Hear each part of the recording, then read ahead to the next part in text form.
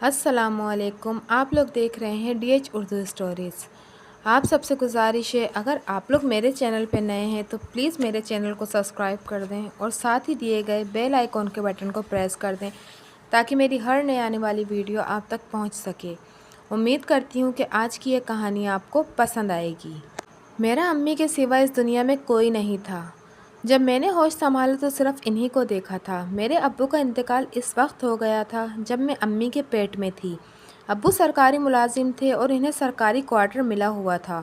میں اسی کوارٹر میں پیدا ہوئی۔ میری امی بھی اپنے ماں باپ کی اکلوتی تھیں اور اتفاق سے ان کا بھی ماں کے سوا کوئی نہیں تھا، کیونکہ میرے نانے اس وقت انتقال کر گئے تھے جب امی 4 برس کی تھیں۔ نانی نے بہت محنت اور مشقت کر کے انہیں پالا اور میٹرک تک پڑھایا تھا۔ وہ بہت غریب تھیں اور غریب کی لڑکی خوبصورت اور سلیقہ شعار ہو تو بھی اسے کوئی نہیں پوچھتا۔ وہ 25 کی ہو گئی تھی اور کوئی رشتہ نہیں تھا۔ نانی ساری عمر کام کر کے بیمار ہو گئی تھی، اسی لیے گھر کی گاڑی امی نے سنبھال لی۔ پہلے انہوں نے گھر میں سلائی شروع کی اور پھر ایک سلائی کے کارخانے میں ملازم ہو گئیں۔ ابو کا رشتہ ایک رشتہ کرانے والے کے توسط سے آیا۔ ابو امی سے 12 برس بڑے تھے، صورت شکل کے بھی خاص نہیں تھے اور کلرک تھے۔ صرف ایک خوبی تھی کہ وہ سرکاری ملازم تھے اور ان کا اپنا گھر تھا۔ اسی وجہ سے جب امی بیوہ ہوئیں تو ان کے سر پر چھت تھی۔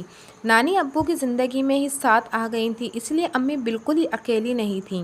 اس وقت مشکل وقت میں نانی نے صرف انہیں ہی نہیں مجھے بھی سنبھالا، کیونکہ میری پیدائش کے بعد امی کی حالت خاصی خراب ہو گئی تھی اور وہ کئی مہینے بیڈ پر رہیں۔ ابو کے انتقال کے بعد ان کی پینشن اور فنڈ وغیرہ سب امی کو ملے، کیونکہ ان کا اور کوئی رشتہ دار نہ تھا، یا تھا بھی تو اس کا امی کو علم نہیں تھا۔ ابو کے دفتر والوں نے اس موقع پر بہت ساتھ دیا اور پینشن اور فنڈ کے ساتھ مکان کو امی کے نام منتقل کرانے میں بھی مدد دی، کیونکہ امی کو تو ان معاملات کا پتہ ہی نہیں تھا۔ مکان زیادہ بڑا نہیں تھا، اس میں 2 بیڈ روم، ایک لاؤنج اور ایک بڑا کمرہ تھا۔ پیچھے چھوٹا سا اور سامنے کسی قدر بڑا صحن تھا۔ پورا مکان 5 مرلے پر تھا۔ ایک کمرہ پہلے امی اور ابو کا تھا، پھر وہ میرا اور امی کا ہو گیا۔ دوسرا کمرہ نانی کو دیا گیا تھا۔ جب امی کی طبیعت سنبھلی اور انہوں نے حساب کتاب کیا تو انہیں نظر آ گیا کہ صرف پینشن میں گزارا ممکن نہیں تھا۔ فنڈ کی رقم اگرچہ کم تھی، کیونکہ ابو نے کل 19 سال ہی ملازمت کی تھی اور اس زمانے میں یہ رقم زیادہ بھی نہیں ہوتی تھی، مگر زمانہ سستا تھا۔ امی نے اس رقم سے مکان کے اوپر 2 کمرے بنوائے۔ ہم اوپر آ گئے اور نیچے والا حصہ کرائے پر اٹھا دیا۔ یوں کرائے کی رقم اور پینشن سے گزارا ہونے لگا، مگر جب میں ذرا بڑی ہوئی تو امی نے محسوس کیا کہ اب اضافی آمدنی کی ضرورت ہے، کیونکہ میری تعلیم کے اخراجات بھی پورے کرنے تھے۔ امی نے گھر میں سلائی شروع کر دی۔ اگر وہ نوکری کرتیں تو سارا گھر نانی پر آ جاتا، اور اب ان کی صحت ایسی نہیں تھی کہ وہ اتنی بڑی ذمہ داری سنبھال سکتیں۔ شروع میں کام ذرا کم تھا، لیکن جیسے جیسے وقت گزرتا رہا کام بڑھتا چلا گیا۔ امی بہت صفائی سے اور نئے فیشن کو مد نظر رکھ کر کپڑے سیتی تھیں اور ٹیلر کی نسبت پیسے بھی کم لیتیں، اس لیے آس پاس کی عورتیں کپڑے سلوانے امی کے پاس آنے لگیں۔ چند ہی مہینوں میں اتنا کام ملنے لگا کہ امی کو بعض اوقات انکار کرنا پڑتا تھا۔ امی نے شروع سے ہی ایک اصول اپنایا ہوا تھا کہ وہ سارے دن میں سلائی کو 4 گھنٹے سے زیادہ کا وقت نہیں دیتی تھیں، کہ 4 گھنٹے بھی 2 گھنٹے کر کے دن میں 2 دفعہ دیتی تھیں۔ یہ اصول اس لیے اپنایا کہ وہ گھر کے سارے کام کر سکیں، مجھ پر توجہ دیں اور اپنی صحت پر ایک حد سے زیادہ بوجھ نہ ڈالیں۔ وہ فٹ رہیں گی تو یہ سب کر پائیں گی۔ امی صبح فجر کے وقت اٹھ جاتیں، نماز پڑھ کر وہ 2 گھنٹے سلائی کرتی تھیں۔ اس کے بعد سب کے لیے ناشتہ بناتی، ناشتے سے فارغ ہو کر کچن اور گھر صاف کرتی، مجھے تیار کرتی۔ اگرچہ مجھے کہیں نہیں جانا ہوتا تھا، مگر امی مجھے یوں تیار کرتی جیسے کہیں جا رہی ہوں۔ دوپہر کا کھانا نانی بناتی تھیں۔ دوپہر میں امی کا سلائی کا دوسرا سیشن کرتی تھیں۔ شام کے قریب وہ باہر کے کام نمٹاتی تھیں، جیسے مارکیٹ سے سامان لانے یا کوئی اور کام جس کے لیے باہر جانا ضروری ہوتا تھا۔ ہفتے میں 2 دن ہم تینوں نزدیکی پارک چلے جاتے اور ان دنوں کا بے تابی سے انتظار کرتی تھی۔ رات کا کھانا امی بناتی تھیں۔ عام طور سے سالن ایک ہی وقت بنتا تھا اور دونوں وقت چلتا تھا۔ وہ رات میں سلائی نہیں کرتی تھیں، صرف دن میں سیتی تھیں۔ رات کو کھانے کے بعد کا وقت میرے لیے مخصوص تھا۔ نانی عشاء پڑھ کر سونے چلی جاتی تھیں۔ امی مجھے تمام معاملات سے فارغ کرا کے اور رات کا لباس پہنا کر بستر پر لے آتیں، پھر مجھ سے باتیں کرتیں، مجھے کہانیاں واقعات سناتیں۔ یہ سلسلہ اس وقت تک چلتا جب تک میں سو نہیں جاتی تھی۔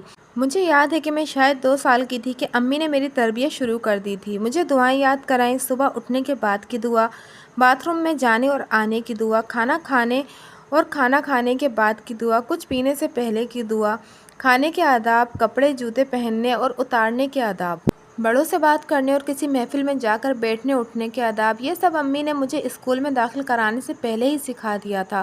جب میں 4 سال کی ہوئی تو امی نے مجھے اردو، انگریزی اور حساب سے ابتدائی واقفیت کرائی تھی، یعنی مجھے حروف تہجی یاد کرائے تھے۔ اس طرح 100 تک گنتی آتی تھی، مگر امی نے اس سے زیادہ سکھانے کی کوشش نہیں کی تھی۔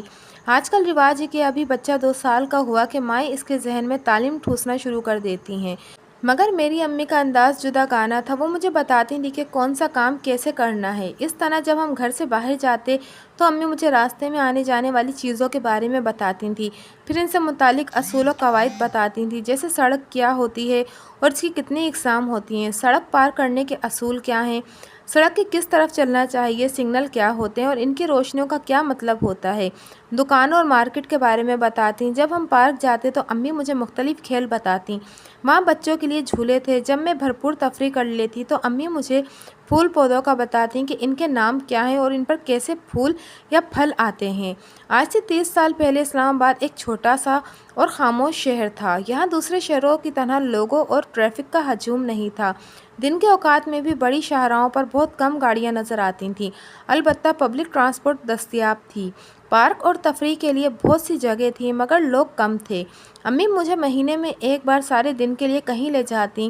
ہم ماں بیٹی صبح سے شام تک گھومتے پھرتے تھے۔ وہ بہت اچھا اور محفوظ دور تھا، کوئی خوف نہیں تھا۔ امی نے اس کے باوجود ایک اصول رکھا تھا کہ سب سے پہلے خود پر لاگو کیا تھا کہ وہ مغرب کے بعد گھر سے نہیں نکلتی تھیں، اور اگر کہیں جاتی تو مغرب سے پہلے پہلے گھر واپس آ جاتی تھیں۔ یوں امی نے اپنے اور اوپر اصول لاگو کر کے مجھے عملی تربیت دی اور میں نے اسے دل سے قبول کیا۔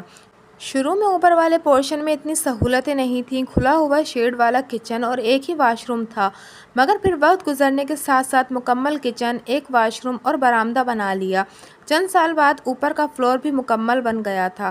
جب امی کے پاس کچھ رقم آتی وہ کام کرا لیتی تھیں اور اس بات کی قائل تھیں کہ انسان سادگی میں ضرور رہے لیکن اپنے لیے ہر ممکن سہولت بھی حاصل کرے۔ مجھے یاد ہے کہ ہمارے گھر میں اشیاء تعیش نہیں تھی، جیسے ٹی وی، کیسٹ پلیئر، اے سی، قیمتی فرنیچر اور دوسرا سامان جو ہمارے آس پاس کے گھروں میں موجود تھا، مگر سہولتیں تھیں، جیسے ہمارے ہاں گیزر تھا۔ اسلام آباد میں 6 مہینے گیزر کے بعد گزارا نہیں ہوتا تھا۔ درمیانے سائز کا فریج تھا۔ شدید گرمیوں کے لیے ایک چھوٹا روم کولر تھا۔ جب گرمی زیادہ ہوتی تو ہم سب ایک ہی کمرے میں آ جاتے تھے۔ سردیوں میں ہر کمرے میں گیس ہیٹر لگا ہوا تھا۔ کمروں اور نشست گاہ میں اچھی کوالٹی کا فرنیچر تھا۔ اس طرح ہماری ذاتی استعمال کی اشیاء کم تعداد میں مگر معیار میں اچھی ہوتی تھیں۔ مجھے یاد ہے کہ امی کے پاس 5-6 اچھے سوٹ ہوتے تھے۔ اس طرح گھر میں پہننے والے سوٹ کی تعداد درجن سے زیادہ نہیں ہوتی تھی۔ اس میں گرمی سردی دونوں کے ملبوسات شامل تھے، سویٹرز، کوٹ، جوتے اور دوسرے لوازمات کم تعداد میں لیکن اچھے معیار کے تھے۔ تقریباً اتنے ہی ملبوسات اور دوسری چیزیں میرے پاس تھیں۔ امی نے مجھے سکھایا تھا کہ چیزوں کو کیسے سنبھال کر استعمال کیا جاتا ہے کہ وہ زیادہ عرصے چلیں اور درست حالت میں رہیں۔ ہمارے گھر اور ذاتی چیزوں میں کبھی خرابی یا ٹوٹ پھوٹ نظر نہیں آئی۔ اس صورت میں امی ان چیزوں کو پھینک دیتی یا کسی کو دے دیتی تھیں۔ میرا ایک جوتا بہت پسند کا تھا، اس کی ایڑی نکل گئی اور وہ ٹھیک سے مرمت بھی نہیں ہو سکتا تھا۔ میں دکھی ہو گئی جب امی نے اسے پھینک دیا۔ پھر امی نے مجھے پیار سے سمجھایا، سونیا، کبھی خراب چیز مت استعمال کرو، بے شک کم رکھو مگر اپنے پاس ہمیشہ صاف اور درست چیز رکھو۔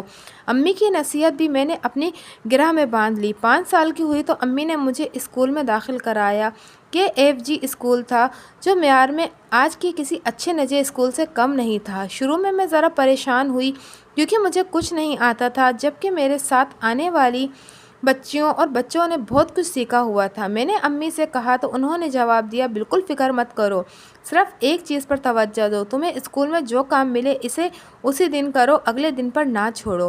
میں نے امی کے کہنے پر عمل کیا۔ مس مجھے جو کام دیتی اگر اسکول کا ہوتا تو اسی وقت کرتی اور اگر گھر کا ہوتا تو اگلے دن میرا کام مکمل ہوتا تھا۔ اسکول میں داخل کرانے کے بعد بھی امی نے تعلیم کے سلسلے پر مجھ پر کوئی دباؤ نہیں ڈالا کہ میں اتنا پڑھوں یا اگلے اسباق کی پہلے سے تیاری کروں۔ وہ صرف اتنا دیکھتی تھی کہ میں نے ہوم ورک کر لیا ہے یا پوچھ لیتی تھی کہ آج اسکول میں کیا پڑھایا۔ مگر خود سے وہ مجھے سکھانے یا پڑھانے کی کوشش نہیں کرتی تھیں۔ اسکول سرکاری تھا مگر یہاں زیادہ تر سرکاری افسران کے بچے پڑھتے تھے۔ ان کے پاس ڈھیروں پیسے ہوتے تھے اور ان کی ہر چیز اعلیٰ درجے کی ہوتی تھی۔ میں بہت آسانی سے احساس کمتری کا شکار ہو سکتی تھی، مگر بچپن کی تربیت نے مجھے محفوظ رکھا۔ چیزوں کے بجائے میں نے اپنی پڑھائی پر توجہ دی اور 1 سال بعد جب پہلی کا نتیجہ آیا تو میں اپنی کلاس میں اول آئی تھی۔ دوسرے کیا، میں خود حیران رہ گئی تھی کیونکہ میں بہت زیادہ نہیں پڑھتی تھی۔ بس امی نے جو سکھایا تھا کہ آج کا کام آج ہی کرنا ہے تو میں وہی کرتی تھی۔ ہاں، ٹیسٹ اور امتحان سے پہلے میں ریوائز کر لیتی تھی۔ اس کے باوجود مجھے یقین نہیں آ رہا تھا کہ میں فرسٹ آئی ہوں۔ صرف ایک امی تھی جنہیں تعجب نہیں ہوا تھا۔ وہ نتیجے والے دن میرے ساتھ اسکول آئی تھی اور واپسی پر انہوں نے مجھ سے کہا، میں جانتی تھی کہ تم فرسٹ آؤ گی۔ آپ کیسے جانتی تھی؟ کیونکہ میں جانتی ہوں کہ تم بہترین سے کم پر راضی نہیں ہو سکتی ہو، امی نے کہا تو میری سمجھ میں نہیں آیا۔ اس وقت میں 6 سال کی تھی، لیکن جب بڑی ہوئی تو یہ بات سمجھ میں آنے لگی۔ میں کسی سے مقابلہ نہیں کرتی تھی مگر اپنی طرف سے کوئی کمی بھی نہیں چھوڑتی تھی۔ یہی وجہ تھی کہ پہلی سے لے کر 8ویں تک میں اکثر اپنی کلاس میں اول آئی۔ 1-2 بار دوسری پوزیشن آئی تھی مگر کبھی تیسری پوزیشن نہیں آئی تھی۔ 9ویں جماعت میں میرا A1 گریڈ آیا تھا۔ میٹرک میں بھی 85% نمبر لیے تھے۔ اگرچہ بورڈ میں کوئی پوزیشن نہیں لے سکی تھی مگر اسکول میں میرا نمبر دوسرا تھا۔ FG پبلک اسکول انٹر تک تھا مگر میں پہلے ہی سوچ چکی تھی کہ گورنمنٹ کالج فارورڈ موومنٹ میں داخلہ لینا ہے، اس لیے میٹرک کے بعد یہ اسکول چھوڑ دیا۔ اس دوران میں ہمارے گھر میں تبدیلی آئی تھی۔ نانی کو میں نے ہوش سنبھالنے کے بعد بیمار ہی دیکھا تھا۔ اگرچہ وہ ہمت سے کام لیتی تھیں اور اپنی تکلیف اور بیماری صبر سے برداشت کرتی تھیں، بلکہ جس حد تک ہو سکے امی کا ہاتھ بھی بٹاتی تھیں، مگر رفتہ رفتہ ان کی بیماری بڑھتی چلی گئی اور جب میں 8ویں میں تھی تو اچانک ہی ان کی طبیعت زیادہ خراب ہوئی اور وہ 2 دن تک اسپتال میں رہنے کے بعد انتقال کر گئیں۔ طبیعت خرابی سے چند منٹ پہلے وہ مجھ سے اور امی سے بات کر رہی تھیں، ہمیں اپنے بچپن کے قصے سنا رہی تھیں اور ہنس بول رہی تھیں۔ اچانک انہوں نے اپنا سر تھاما اور صوفے پر ڈھہ گئیں۔ امی نے انہیں ہلایا جلایا تو وہ بے ہوش ہو چکی تھیں۔ ایک پڑوسی کی گاڑی میں امی انہیں اسپتال لے گئیں۔ وہاں ڈاکٹروں نے انجائنا کا شدید حملہ بتایا تھا۔ اس کے بعد نانی کو ہوش نہیں آیا۔ وہ 2 دن بے ہوش رہیں اور دوسرا اٹیک ہوا اور اسی حالت میں انتقال کر گئیں۔ میں اور امی صدمے میں تھے۔ پھر ہمارا کوئی رشتہ دار بھی نہیں تھا، اس لیے سب محلے والوں نے دیکھا اور سارے انتظامات بھی انہوں نے کیے۔ عجیب بات تھی کہ نانی کے جنازے میں ان کا ایک بھی رشتہ دار نہیں تھا۔ میں اور امی قبرستان جا نہیں سکتے تھے۔ نانی بیمار تھی اور ان کی عمر بھی خاصی ہو گئی تھی۔ امی بتاتی ہیں کہ جب وہ پیدا ہوئیں تو نانی 40 کے پاس تھیں، اس لحاظ سے ان کی عمر 72-73 کے پاس بنتی تھی۔ پھر مسلسل بیمار تھیں، اس لیے ان کی وفات ناگہانی نہیں تھی، مگر صدمہ اس کے باوجود تھا۔ ہمیں سنبھلنے میں وقت لگا تھا۔ نانی کے بغیر گھر عجیب سا لگتا تھا۔ بڑی مشکل سے ہم خود کو سمجھا سکے تھے کہ اب گھر میں بس ہم 2 ماں بیٹی ہی ہیں۔ 1 مہینے بعد امی نے نانی کی تمام چیزیں ان کی طرف سے صدقہ کر دیں کہ ان کا ثواب بھی ان کو پہنچے۔ امی نے کچھ نہیں رکھا تھا سوائے نانی کی تسبیح اور جائے نماز کے، جو انہوں نے اپنے لیے رکھی تھی اور انہیں استعمال کرتی تھیں۔ باقی ایک چیز تک دے دی تھی، یہاں تک کہ فرنیچر بھی دے دیا تھا۔ پھر امی نے نانی کا کمرہ مجھے دے دیا اور اس میں نئے سرے سے تمام چیزیں ڈلوائیں۔ میرے لیے ایک بیڈ، الماری اور ڈریسنگ ٹیبل لی تھی۔ ایک ڈائننگ ٹیبل اور چیئر تھی۔ کتابوں اور شو پیس کے لیے ایک ریک لیا تھا۔ کمرے میں نیا رنگ کرایا تھا، نیا قالین اور پردے لگوائے تھے۔ شاید امی نے جان بوجھ کر کمرے کو نانی کے کمرے سے بالکل مختلف کیا تھا۔ انہوں نے فرنیچر بھی نئے ڈیزائن کا لیا تھا۔ الگ کمرے میں آنے سے یہ ہوا کہ اب مجھے رات تک پڑھنا ہوتا تھا۔ اس میں اب امی ڈسٹرب نہیں ہوتی تھیں، کیونکہ جب مجھے دیر تک پڑھنا ہوتا تھا تو امی ڈرائنگ روم میں چلی جاتی تھیں۔ امی سکون سے اپنے کمرے میں مطالعہ کرتی تھی۔ پہلے امی لاؤنج میں سلائی کرتی تھیں، یہ چھوٹی سی جگہ تھی۔ جب میں نانی کے کمرے میں شفٹ ہوئی تو امی نے سلائی کا سیٹ اپ اپنے کمرے میں لگا لیا۔ شروع میں امی سب کے کپڑے سیتی تھی، مگر رفتہ رفتہ امی نے چند بڑے گھرانوں کی خواتین کو مخصوص کر لیا تھا اور انہی کے کپڑے سیتی تھیں۔ ایک تو انہیں بیک وقت خاصے سوٹ سلائی کے لیے مل جاتے تھے، مگر پیسے بھی اچھے ملتے تھے، یعنی کم وقت میں اچھا کما لیتی تھیں۔ پہلے امی محلے سے بھی کام لیتی تھیں، مگر رفتہ رفتہ انہوں نے اس سے کنارہ کشی کر لی۔ ان کے خیال میں محلے والوں سے پیسے کا کوئی تعلق رکھنا درست نہیں تھا۔ امی سے کپڑے سلوانے والیاں سب محلے سے باہر کی تھیں۔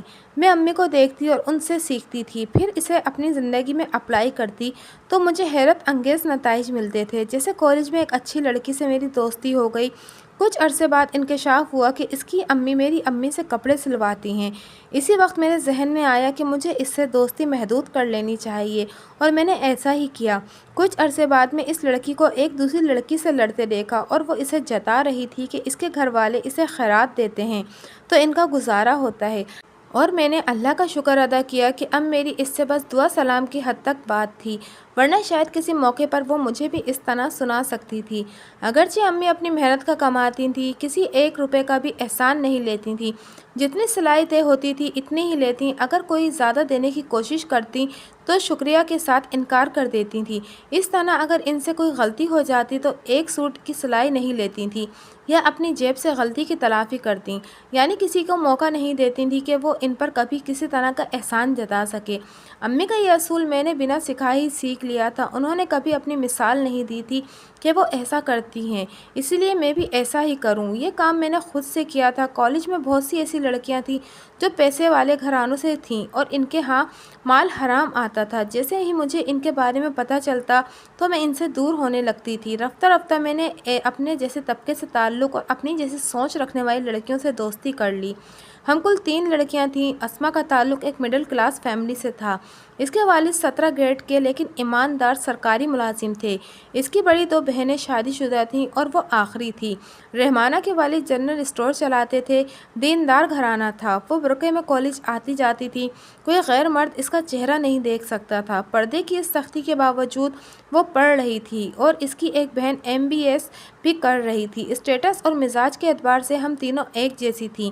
صورت شکل کی تینوں میں ہی اچھی تھیں، لیکن رحمانہ سب سے خوبصورت تھی۔ جب ہم کالج میں آئے تو اور لڑکیاں بھی ملی تھیں، مگر رفتہ رفتہ وہ الگ ہو گئیں یا ہم ان سے الگ ہو گئے، اور بالآخر ہمارا گروپ ہم تینوں پر مشتمل رہ گیا۔ انٹر میں میرا گریڈ پھر A1 بنا تھا اور میں نے کالج میں ٹاپ کیا تھا۔ آگے BA میں نے ایجوکیشن گروپ لیا تھا۔ رحمانہ نے ہوم اکنامکس اور اسما نے ایڈوانس اردو لی تھی۔ اسے شعر و شاعری کا شوق تھا اور کالج میگزین کے لیے اکثر نظمیں لکھتی تھی۔ اب تک ہم ایک ساتھ تھے، مگر یہاں سے ہماری کلاسز الگ ہو گئیں۔ اس کے باوجود کالج کا بیشتر وقت ساتھ ہی گزارتے تھے۔ جیسا کہ کالج اور اسکول میں رواج ہے کہ ٹاپ کرنے والے طلبہ سے سبھی دوستی کرنے یا ان کے پاس آنے کی کوشش کرتے ہیں، ایسا ہی میرے ساتھ بھی ہوا۔ بہت سی لڑکیوں نے مجھ سے دوستی کرنے کی کوشش کی تھی، مگر جب میرا رویہ دیکھا تو خود ہی پیچھے ہو گئی تھی۔ سچی بات ہے، سوائے رحمانہ اور اسما کے کوئی ہم مزاج لڑکی ملی ہی نہیں تھی۔ BA کے پہلے سال کے آخر میں جب امتحان قریب تھے، چند دن بعد امتحانات کی چھٹیاں آ گئیں اور ہم گھر پر ہی تیاری کرنے لگ گئے۔ امتحان ہوئے اور اس کے بعد تھکن یا موسم کی تبدیلی سے میں بیمار پڑ گئی۔ 1 ہفتے بعد کالج جا سکی تھی۔ کلاسز ابھی شروع نہیں ہوئی تھیں اور لڑکیاں اپنا زیادہ وقت لون یا کینٹین میں گزار رہی تھیں۔ میں نے رحمانہ اور اسما کو تلاش کیا تو وہ ایک لڑکی کے ساتھ کینٹین میں پائی گئیں اور ان کے کہکے باہر تک آ رہے تھے۔ مجھے حیرت ہوئی کہ کم سے کم رحمانہ اس طرح ہنسنے والی نہیں تھی، اور آج اس کی آواز سب سے بلند تھی۔ ہم بہت کم کینٹین میں بیٹھتے تھے۔ اگر کچھ کھانے پینے کا موڈ ہوتا تو کینٹین سے لے کر لون میں آ جاتے تھے، اور ان کے پاس پہنچی تو انہوں نے مجھے دیکھا اور ان کے کہکوں کو بریک لگی تھی۔ اسما نے جلدی سے کہا، سونیا اس سے ملو، یہ روزینہ ہے۔ میں نے سر ہلایا، نائس ٹو میٹ یو۔ اور تم کس لطیفے پر اتنے بلند کہکے لگا رہی تھی، مجھے بھی تو سناؤ۔ لطیفہ نہیں، رحمانہ نے جھینپ کر کہا۔ کئی بار ایسا ہوا کہ ہم لون میں بیٹھ کر بے ساختہ ہنس دیے تو رحمانہ نے ہمیں ٹوکا تھا کہ اس طرح آواز غیر مردوں تک جاتی ہے، اور وہ آج کینٹین میں بیٹھ کر ہنس رہی تھی جہاں کم سے کم 3 مرد تھے جو کینٹین کا کام کرتے تھے۔ روزی بہت جولی ہے، اس کی باتیں ہنسا دیتی ہیں۔ چلو کوئی تو ہے جس کی بات پر تم بے ساختہ ہنس سکتی ہو، میں نے بیٹھتے ہوئے کہا۔ روزینہ ایک ماڈرن اور خوبصورت لڑکی تھی۔ یونیفارم تو کالج کا تھا، مگر اس نے بہت فٹنگ کا سلوایا ہوا تھا، ہیئر اسٹائل بنایا ہوا تھا، ہلکا میک اپ تھا، دوپٹہ اس نے بے پرواہی سے گلے میں ڈالا ہوا تھا۔ میں نے اسے غور سے دیکھا، تم کو پہلے کبھی نہیں دیکھا۔ اس نے بے پرواہی سے شانے ہلائے۔ سائنس ڈپارٹمنٹ میں ہوں، پہلے MBS کا سوچا تھا، مگر AFSC میں اتنے نمبر نہیں آئے، اس لیے اب BSc کر رہی ہوں، تبھی تم سے کبھی سامنا نہیں ہوا۔ میں نے کہا، سائنس کی طالبات کے لیے عمارت الگ تھی اور ذرا فاصلے جگہ پر تھی، لیکن میں نے تمہیں کئی بار دیکھا ہے، روزی نے بے تکلفی سے کہا۔ اگر میں تمہارے گروپ میں شامل ہونا چاہوں تو؟ میں نے نرمی سے کہا ضرور، لیکن پہلے تم کچھ وقت ہمارے ساتھ رہ کر دیکھ لو ہم سے مزاج ملتا ہے یا نہیں۔ ڈونٹ ویری، میں کمپرومائز کرنا جانتی ہوں۔ ان تینوں کو دیکھ کر لگ رہا تھا جیسے ان میں پرانی دوستی ہو۔ رحمانہ اور اسما کا انداز بتا رہا تھا کہ وہ اسے دوست کے طور پر قبول کر چکی تھی۔ یہ بات مجھے اچھی نہیں لگی تھی۔ گروپ میں ہم تینوں شامل تھے اور سب کی مرضی سے ہی کوئی نئی لڑکی اس میں شامل ہو سکتی تھی۔ یہ بات ہم نے بہت پہلے طے کر لی تھی، مگر ان دونوں نے مجھ سے یہ پوچھنا بھی گوارا نہیں کیا تھا اور اپنے طور پر فیصلہ کر لیا تھا۔ بہرحال میں نے اس پر اپنا رد عمل محدود رکھنے کا فیصلہ کیا۔ روزینہ نے سموسے منگوائے تھے، اس نے میرے لیے بھی منگوائے۔ جواب میں نے سب کے لیے چائے منگوا لی۔ گپ شپ ہوتی رہی۔ اسما نے بتایا کہ کالج شیڈول تاخیر کا شکار تھا اور باقاعدہ کلاسز کل سے شروع ہوں گی۔ میں نے اطمینان کا سانس لیا، ورنہ میں سوچ رہی تھی کہ اگر کلاسز ہو چکی ہیں تو ان کے نوٹس لینا پڑیں گے اور مجھے کسی دوسرے کے نوٹس استعمال کرنے میں مزہ نہیں آتا تھا۔ اس تاخیر کی وجہ سے میں اب اپنے نوٹس بنا سکتی تھی۔ بی اے کے پہلے سال کے پیپرز بہت اچھے ہوئے تھے اور ابھی رزلٹ آنے میں وقت تھا، مگر مجھے امید تھی کہ میں 80% نمبروں کی حد برقرار رکھوں گی۔ امی نے مجھ سے کہنا شروع کر دیا تھا کہ میں مزید آگے پڑھنے کے بارے میں سوچوں، یعنی ماسٹرز کا سوچوں۔ یہی بات ہے کہ میں نے آگے پڑھنا چاہتی تھی، لیکن اس سے پہلے میں اپنے حالات دیکھنا چاہتی تھی کہ وہ میری آگے تعلیم میں معاون تھے یا نہیں۔ ابو کی پینشن اور مکان کا کرایہ وقت کے ساتھ ساتھ بڑھتا رہا تھا، اسی طرح امی سوٹ کی سلائی بھی بڑھاتی رہی تھیں، لیکن مہنگائی اس سے کئی زیادہ تیزی سے بڑھ رہی تھی۔ اسلام آباد ویسے ہی مہنگا شہر ہے، جو چیز راولپنڈی میں 10 کی ملتی ہے وہ یہاں 20 کی ملتی تھی، اسی لیے یہاں کے اکثر رہنے والے مہینے کی خریداری راولپنڈی جا کر کیا کرتے تھے۔ امی بھی مہینے میں ایک بار جا کر سارے مہینے کا سودا لے آتی تھیں۔ اب تک میں سرکاری اسکول اور کالج میں پڑھ رہی تھی، جس میں فیس برائے نام ہوتی ہے۔ یونیفارم اور کاپی کتابوں کا خرچ برداشت کرنا ہے، آنے جانے اور کالج کے کچھ خرچے ہوتے ہیں جو ابھی تک قابل برداشت تھے۔ امی اس کم آمدنی میں بھی بچت کر لیا کرتی تھیں، وہ بچت سے پرائز بانڈ خرید لیتی تھیں۔ امی نے کبھی بتایا ہی نہیں اور نہ ہی میں نے پوچھا کہ انہوں نے اب تک کتنی رقم جمع کی تھی۔ اگر میں کسی یونیورسٹی سے ماسٹر کرتی تو اس میں خرچے زیادہ ہی ہوتے، اس لیے میں نے ابھی اپنا ذہن نہیں بنایا تھا کہ مجھے لازمی یونیورسٹی میں جا کر پڑھنا ہے۔ ماسٹر میں کسی اچھے کالج یا اوپن یونیورسٹی سے بھی کر سکتی تھی۔ بہرحال ابھی 1 سال کا وقت پڑا ہوا تھا، اس پر آرام سے سوچا جا سکتا تھا۔ ابھی میں اپنی ساری توجہ آخری سال پر دینا چاہتی تھی کہ بہتر پوزیشن حاصل کر سکوں۔ کیونکہ میں نے اعتراض نہیں کیا تھا، اس لیے روزینہ عرف روزی خود بخود ہمارے گروپ کا ایک حصہ بن گئی۔ بعض اوقات ایک انسان بھی محفل کا رنگ بدل دیتا ہے، یہ بات بھی میں نے روزی کی آمد سے جانی۔ اس نے ہمارے گروپ کا انداز بدل دیا تھا۔ پہلے ہم لان یا کہیں بیٹھتے آپس میں زیادہ تر سنجیدہ گفتگو کرتے تھے، ایسی گفتگو کم ہوتی تھی جس پر ہنسایا مسکرایا جاتا۔ ٹی وی کا شوق ہم تینوں کو نہیں تھا، اس لیے ڈراموں اور شوز کا بات نہیں ہوتی تھی۔ زیادہ تر ہم پڑھائی یا اپنی پرسنل لائف کے بارے میں بات کرتے تھے۔ ادب، شاعری، معاشرہ، سیاست اور مذہب بھی زیر بحث آتے تھے۔ اسی طرح معاشرے کی بے لگام ترقی پر بھی بات ہوتی تھی۔ روزی کے آنے کے بعد غیر محسوس انداز میں گفتگو کے موضوع بدلنے لگے تھے۔ اسما اور رحمانہ کے گھر ٹی وی تھا، روزی ان سے ڈراموں اور شوز کے بارے میں بات کرتی تھی، اس پر انہوں نے بھی دیکھنا شروع کر دیے۔ کچھ دن بعد وہ تینوں آپس میں محو گفتگو ہوتی تھیں اور میں خاموش بیٹھی سن رہی ہوتی تھی۔ ڈراموں کے بعد فیشن، پھر فلموں اور ماڈلز پر بات ہوتی تھی، آخر میں جیولری اور میک اپ کی باری آتی تھی اور مجھے ان چیزوں سے خاص دلچسپی نہیں تھی۔ رفتہ رفتہ میں ان سے پیچھے ہٹنے لگی، ان کے پاس کم بیٹھتی اور کبھی تو دن بھر ملاقات بھی نہیں ہوتی، کیونکہ خالی پیریڈز میں لائبریری چلی جاتی۔ باتوں کے بعد رحمانہ اور اسما پر روزی کی صحبت کا اثر بھی ہونے لگا تھا۔ رحمانہ جو کالج میں برقع نہیں اتارتی تھی، وہ اگر مرد ٹیچر کی کلاس ہوتی تو اس کے چہرے پر نقاب بھی ہوتا تھا۔ اب یہ ہوا کہ کالج میں آتے ہی اس کا برقع اتر جاتا تھا، دوپٹہ بھی سر سے شانوں پر آ گیا تھا۔ مجھے دیکھ کر افسوس ہوتا ہے انسان اتنی جلدی اپنی اقدار چھوڑ دے سکتا ہے، یہ میں نے سوچا نہیں تھا۔ اسما بھی بدل گئی تھی، ان تینوں بلکہ دونوں نے مجھے نظر انداز کر دیا تھا۔ روزی شروع سے مجھے نظر انداز کرتی آئی تھی، مجھے دکھ ہوا، مگر پھر میں نے اسے بھی زندگی کا ایک سبق سمجھ لیا۔ پہلے سال کا رزلٹ آیا تو میں نے توقع کے مطابق 80% سے زیادہ نمبر لیے تھے۔ بی اے کے فائنل امتحان میں 6 مہینے رہ گئے تھے اور میں نے خود کو پڑھائی میں گم کر لیا۔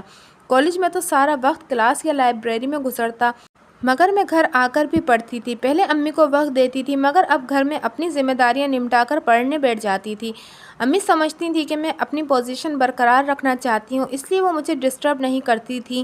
کچھ عرصے بعد ایک چھٹی والے دن جب ہم اتوار بازار سے سامان لینے جا رہے تھے تو میں نے راستے میں امی کو رحمانہ اور اسما کے بارے میں بتایا۔ امی نے ٹھنڈی سانس لی، بیٹا اس دنیا میں بہت کم لوگ ایسے ہیں جو انسان کو اس کی ذات اور کردار پر تولتے ہیں، ورنہ اکثریت ان لوگوں کی ہے جو انسان کو اس کے خاندان اور دولت پر تولتے ہیں۔ مگر امی، رحمانہ اور اسما سے میری اتنی اچھی دوستی رہی ہے مگر اب نہیں۔ ایک ایسی دوست مل گئی ہے انہیں جو پیسے والی ہے اور گلیمرس ہیں، اس میں انہیں زیادہ کشش محسوس ہو رہی ہے۔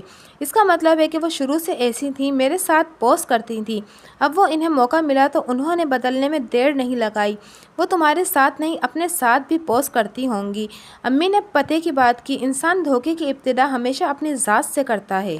اسی لیے امی میں نے خود کو پڑھائی میں گم کر لیا ہے، یہ سب سے اچھی پناہ ہے جو ایک انسان حاصل کر سکتا ہے۔ بازار سے واپسی پر امی نے چائے بنائی، ہم سموسے اور پکوڑے لائے تھے، چٹنی کے ساتھ انہوں نے مزہ دیا۔ سرما کا آغاز تھا اور صبح بارش بھی ہوئی تھی، ہم خوب انجوائے کر رہے تھے۔ اس دن امی نے پہلی بار مجھ سے میرے مستقبل کے بارے میں بات کی۔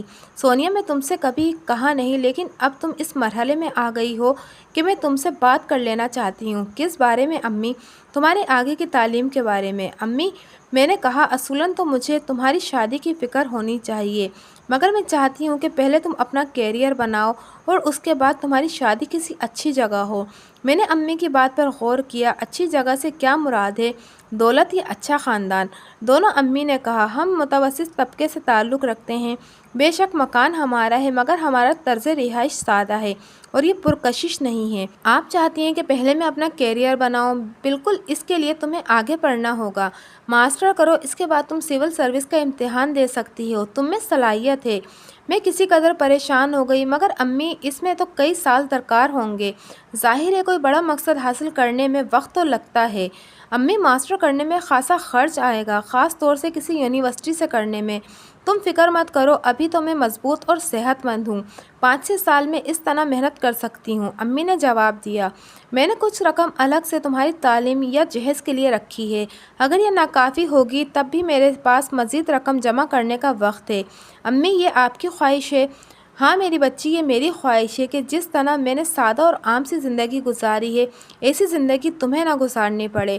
تم شادی کرو یا نہ کرو لیکن مالی لحاظ سے مضبوط رہو اور تمہارے پاس سرکاری جاب ہو، لیکن ضروری نہیں ہے کہ تم ایسا سوچو۔ اگر تم چاہو تو میں BA کے بعد تمہاری شادی کرنے کو تیار ہوں، مجھے امید ہے کہ متوسط طبقے میں اچھا رشتہ مل جائے گا۔ میں نے ہچکچا کر کہا، امی، میں BA کے فائنل پیپرز دینے کے بعد ہی اس بارے میں سوچوں گی۔ امی کچھ دیر مجھے دیکھتی رہیں، پھر انہوں نے سر ہلایا۔ ٹھیک ہے، اور مجھے امید ہے کہ تم اچھا فیصلہ کرو گی، مجھے تمہارا ہر فیصلہ خوشی سے منظور ہوگا۔ میں کچھ عرصے سوچتی رہی مگر میرے ذہن میں کوئی واضح جواب نہیں آیا تھا۔ سچی بات تو یہ ہے کہ میں آگے پڑھنا چاہ رہی تھی مگر میں نے سول سروس کے بارے میں نہیں سوچا تھا۔ پھر امتحان نزدیک آئے تو میں نے تمام سوچیں ذہن سے جھٹک دیں اور امتحان کی تیاری میں لگ گئی۔ کالج میں اب رحمانہ اور اسما سے بہت کم ملاقات ہوتی تھی۔ انہوں نے اس کا شکوہ بھی نہیں کیا کیونکہ وہ میرے بغیر خوش تھیں۔ پیپرز ہوئے اور اس بار بھی میں نے بہت اچھے پیپرز دیے تھے۔ آخری پیپرز دے کر آئی تو سارا دن سوتی رہی تھی کیونکہ کئی ہفتوں سے نیند پوری نہیں ہو رہی تھی۔ اگلے دن بھی اس طرح گزر گیا تھا۔ پھر مجھے یاد آیا کہ 2 دن بعد امی کی سالگرہ ہے اور میں ہر سالگرہ پر امی کو کوئی اچھا سا سوٹ گفٹ کرتی تھی۔ میں نے اپنی جمع پونجی کا جائزہ لیا تو یہ اتنی تھی کہ میں اس میں ایک اچھا سوٹ آ سکتا تھا۔ سردی خاصی بڑھ گئی تھی اور میں نے امی کے لیے ویلویٹ کا سوٹ لینے کا سوچا۔ اگلے دن ناشتے کے بعد میں مقامی مارکیٹ کے لیے نکلی۔ مارکیٹ میں کئی دکانیں تھیں جہاں غیر ملکی کپڑا اچھے داموں مل جاتا تھا۔ میں نے ایک شاپ سے امی کے پسندیدہ بلو گرے رنگ کا سوٹ لیا۔ یہ بہت اچھی اور گرم ویلویٹ تھی۔ وہ سوٹ لے کر باہر آئی اور سڑک کراس کر کے دوسری طرف آئی۔ تب میں فٹ پاتھ پر ایک سفید بالوں اور داڑھی والے بزرگ کو یوں کھڑے دیکھا کہ وہ ڈگمگا رہے تھے اور خود کو سنبھال رہے تھے۔ انہوں نے سادہ پتلون کے ساتھ شرٹ اور اوپر گرم جیکٹ پہن رکھی تھی۔ میں نے محسوس کیا کہ ان کی طبیعت ٹھیک نہیں ہے۔ میں ان کے پاس آئی۔ انکل، آپ ٹھیک ہیں؟ وہ چونکے اور آہستہ سے کہا، نہیں، میرا شوگر لیول گر گیا ہے، آپ یہاں آئیے۔ میں ان کا بازو پکڑ کر نزدیک ہی موجود بینچ تک لے آئی۔ انہیں بٹھاकर میں دوبارہ سڑک پار کر کے دکان کی طرف گئی اور ایک جنرل اسٹور سے شکر والی ٹافیاں لیں۔ وہ ان بزرگ کو لا کر دیں تو انہوں نے ایک ٹافی کھول کر منہ میں ڈال لی اور 1 منٹ بعد ان کی حالت بہتر ہونے لگی۔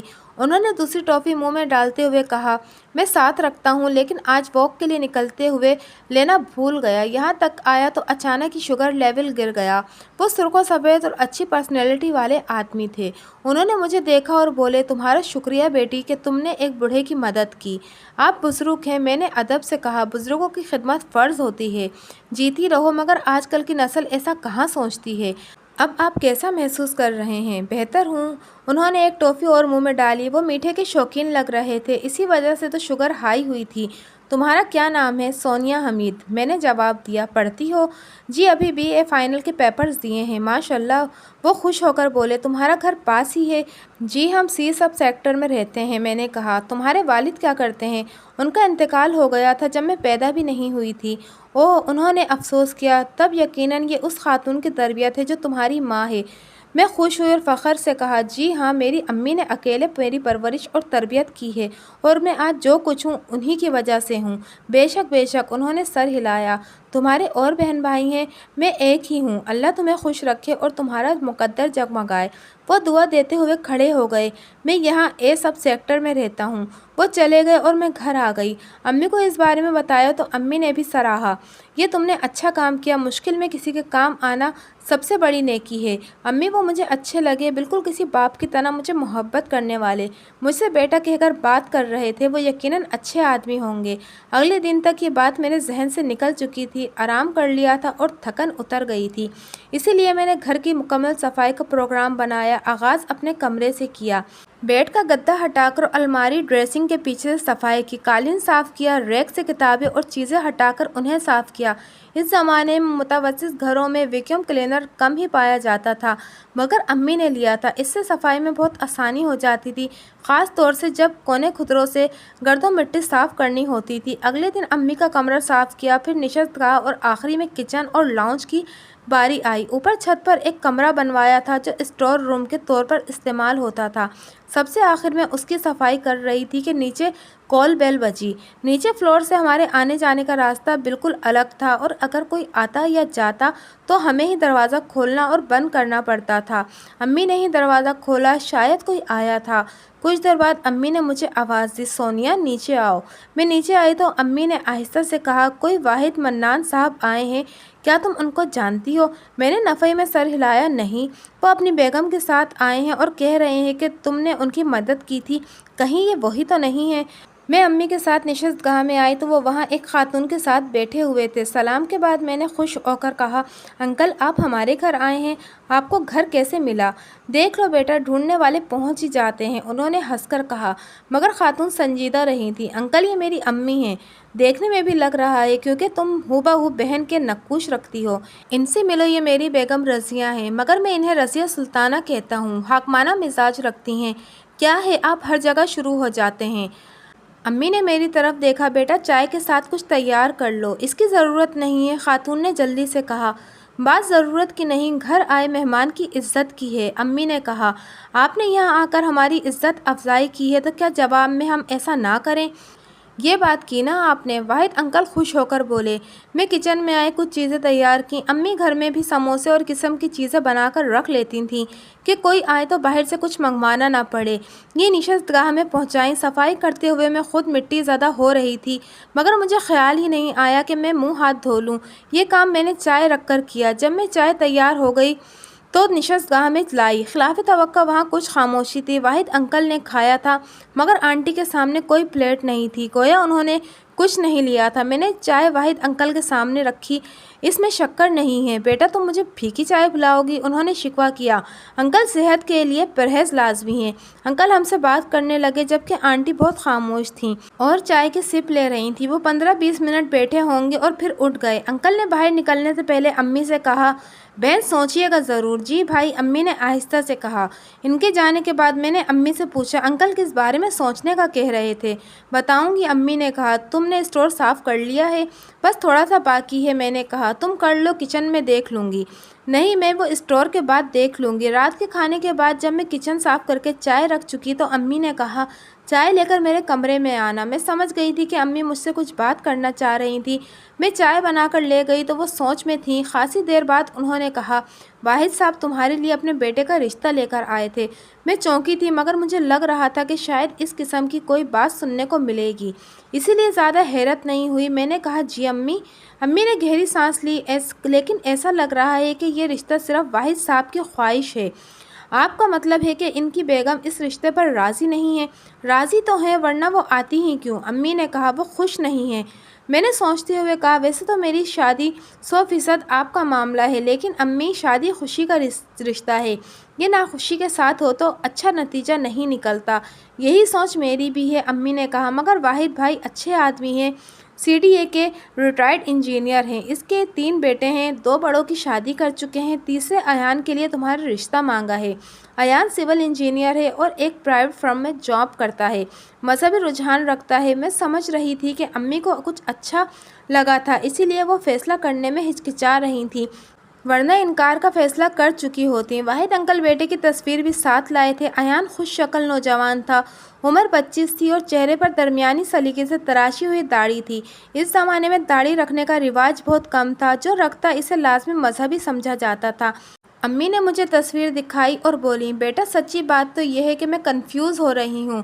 مجھے بیگم واحد کا رویہ کھٹک رہا ہے، مگر دوسری طرف فیملی بہت اچھی ہے، خاندان کے لحاظ سے بھی اور مالی لحاظ سے بھی، اس لیے میں چاہتی ہوں کہ تم بھی سوچو، اگر تم مناسب سمجھو گی تو میں ہاں کر دوں گی۔ امی میرا فیصلہ آپ ہی کو کرنا ہے، مگر آپ خود مجھ سے کہہ رہی ہیں اس لیے میں سوچوں گی۔ وہ 1 ہفتے بعد آنے کا کہہ گئے ہیں۔ ان کا کہنا ہے اگر میں نے ہاں کی تو اس رشتے کے حوالے سے ہر ممکن تسلی کرائیں گے۔ سب سیکٹر A میں سارے 1 کنال والے بنگلوز تھے، اگرچہ یہ بھی سرکاری تھے مگر پلاٹ کی صورت میں بڑے گریڈ کے افسران کو ملے تھے اور اب لوگوں کی ذاتی ملکیت تھی۔ واحد انکل خود انجینئر تھے، ایان بھی انجینئر تھا، تو باقی بیٹے بھی اعلیٰ تعلیم یافتہ اور اچھی پوسٹ پر ہوں گے، یعنی وہ مالی طور پر ہم سے کہیں آگے تھے۔ امی جس مقام تک مجھے تعلیم کے ذریعے پہنچانا چاہ رہی تھی وہ مجھے اسی میں مل رہا تھا۔ جہاں تک ذاتی مضبوطی کی بات تھی تو ہمارے ہاں عورت ذاتی طور پر کسی مقام پر بھی پہنچ جائے، اسے بہرحال مرد کا زیر نگیں بن کر رہنا پڑتا ہے، اسے اپنی زندگی کی آسان بنانے کے لیے مرد کو اپنا بنانا پڑتا ہے۔ مجھے خود پر اعتماد تھا کہ میرا شوہر اگر ذرا الگ مزاج کا بھی ہوا تو میں اسے اپنا بنا لوں گی، اس لیے جیسے جیسے میں اس رشتے پر غور کر رہی تھی مجھے یہ اچھا لگ رہا تھا۔ اس کے باوجود میں نے اس بارے میں اپنا ذہن بنانے سے گریز کیا کیونکہ اصل فیصلہ امی نے کرنا تھا۔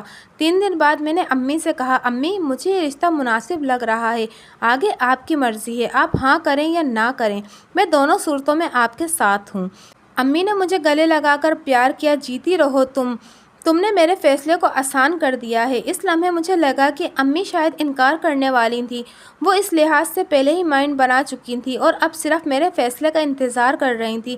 میں نے فیصلے کا اختیار واپس انہیں سونپ کر ان کے لیے آسانی کر دی تھی۔ اس رات میں سونے کے لیے لیٹی تو مجھے اندر سے ہلکا دکھ سا ہوا اور احساس ہو رہا تھا کہ بے شک امی نے میری تربیت عام لڑکیوں سے خاصی مختلف کی تھی، اس کے باوجود میں تھی تو ایک لڑکی ہی، جس کے ارمان ہوتے ہیں، خواہشیں ہوتی ہیں اور اس کا چاہنے والا شوہر ہو جس کا اپنا گھر اور بچے ہوں۔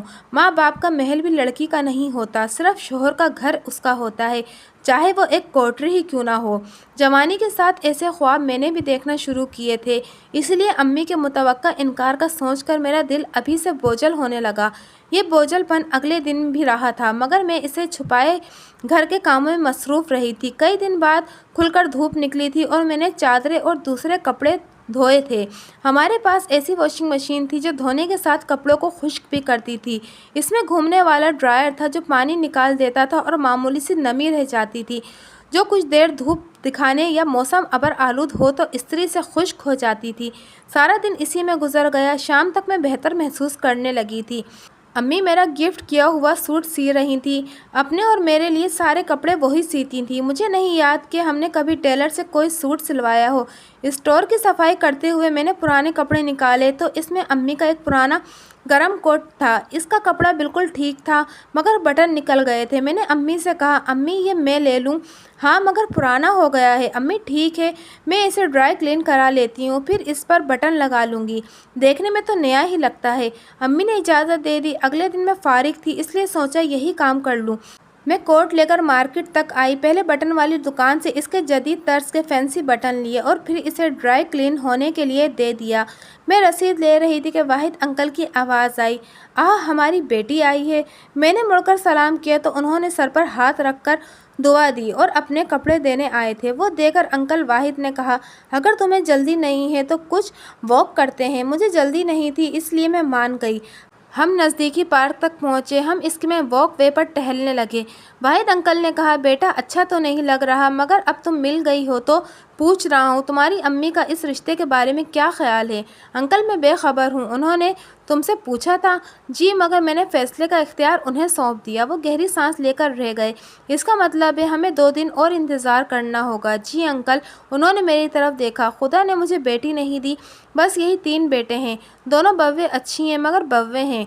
तुम में मुझे बेटी की झलक दिखाई दी और मेरी ख्वाहिश है कि तुम मेरी बेटी बनकर आओ। मैं शर्माई। अंकल आप भी मुझे अच्छे लगते हैं, बिल्कुल बाप की तरह शफीक। मगर अंकल असल फैसला करने वाला तो अल्लाह है, आप इससे दुआ करें। बहुत की है मगर और कर रहा हूँ। कल रात नमाज़ पढ़कर यही दुआ की थी। सच्ची बात यह है कि मुझे इनकी बात और बेताबी अच्छी लगी और वह अपने अपने घर वालों के बारे में बता रहे थे। आंटी का मिजाज अलग था, इस तरह इनके 2 बड़े बेटियों का मिजाज अलग था। अयान इनके ज़्यादा नज़दीक था जिससे वो दिल की बात कर लेते थे, वरना बाकी घर में ऐसा कोई नहीं था। अयान की बात करते हुए इनके लहजे में मोहब्बत आ जाती। सच्ची बात है अगर अयान भी अपनी माँ और भाभीयों जैसा निकलता तो शायद मैं अब तक इस दुनिया से गुजर चुका होता। अल्लाह आपको लंबी उम्र दे, मैंने जल्दी से कहा। फिर घड़ी देखी। अंकल देर हो रही है, अम्मी परेशान होंगी, अब मैं जाऊँ? हाँ बेटा, अल्लाह तुम्हें खुश रखे और आबाद रखे, कोई गम ना दे और हर खुशी तुम्हारे दामन में आए। मैं इनकी दुआएं लेकर खुशी खुशी घर आई थी। अम्मी ने हैरत से मुझे देखा। क्या बात है सोनिया, बहुत खुश नज़र आ रही हो। अम्मी वाहिद अंकल मिले थे और बहुत दुआएं दे रहे थे। अम्मी वो बहुत अच्छे हैं। आज उन्होंने मुझसे अपने दिल की बातें की। मैंने अम्मी को बताया तो वो भी मुतासिर नज़र आने लगी। मगर आंटी और 2 बड़े बेटों का सुनकर अम्मी फ़िक्रमंद भी हो गईं। उन्होंने कहा, सोनिया ऐसे लोगों के साथ गुजारा करना आसान नहीं है। जी अम्मी, मैंने आहिस्ता से कहा। अम्मी के बात से लग रहा था कि उन्होंने अपना इरादा बदला नहीं था।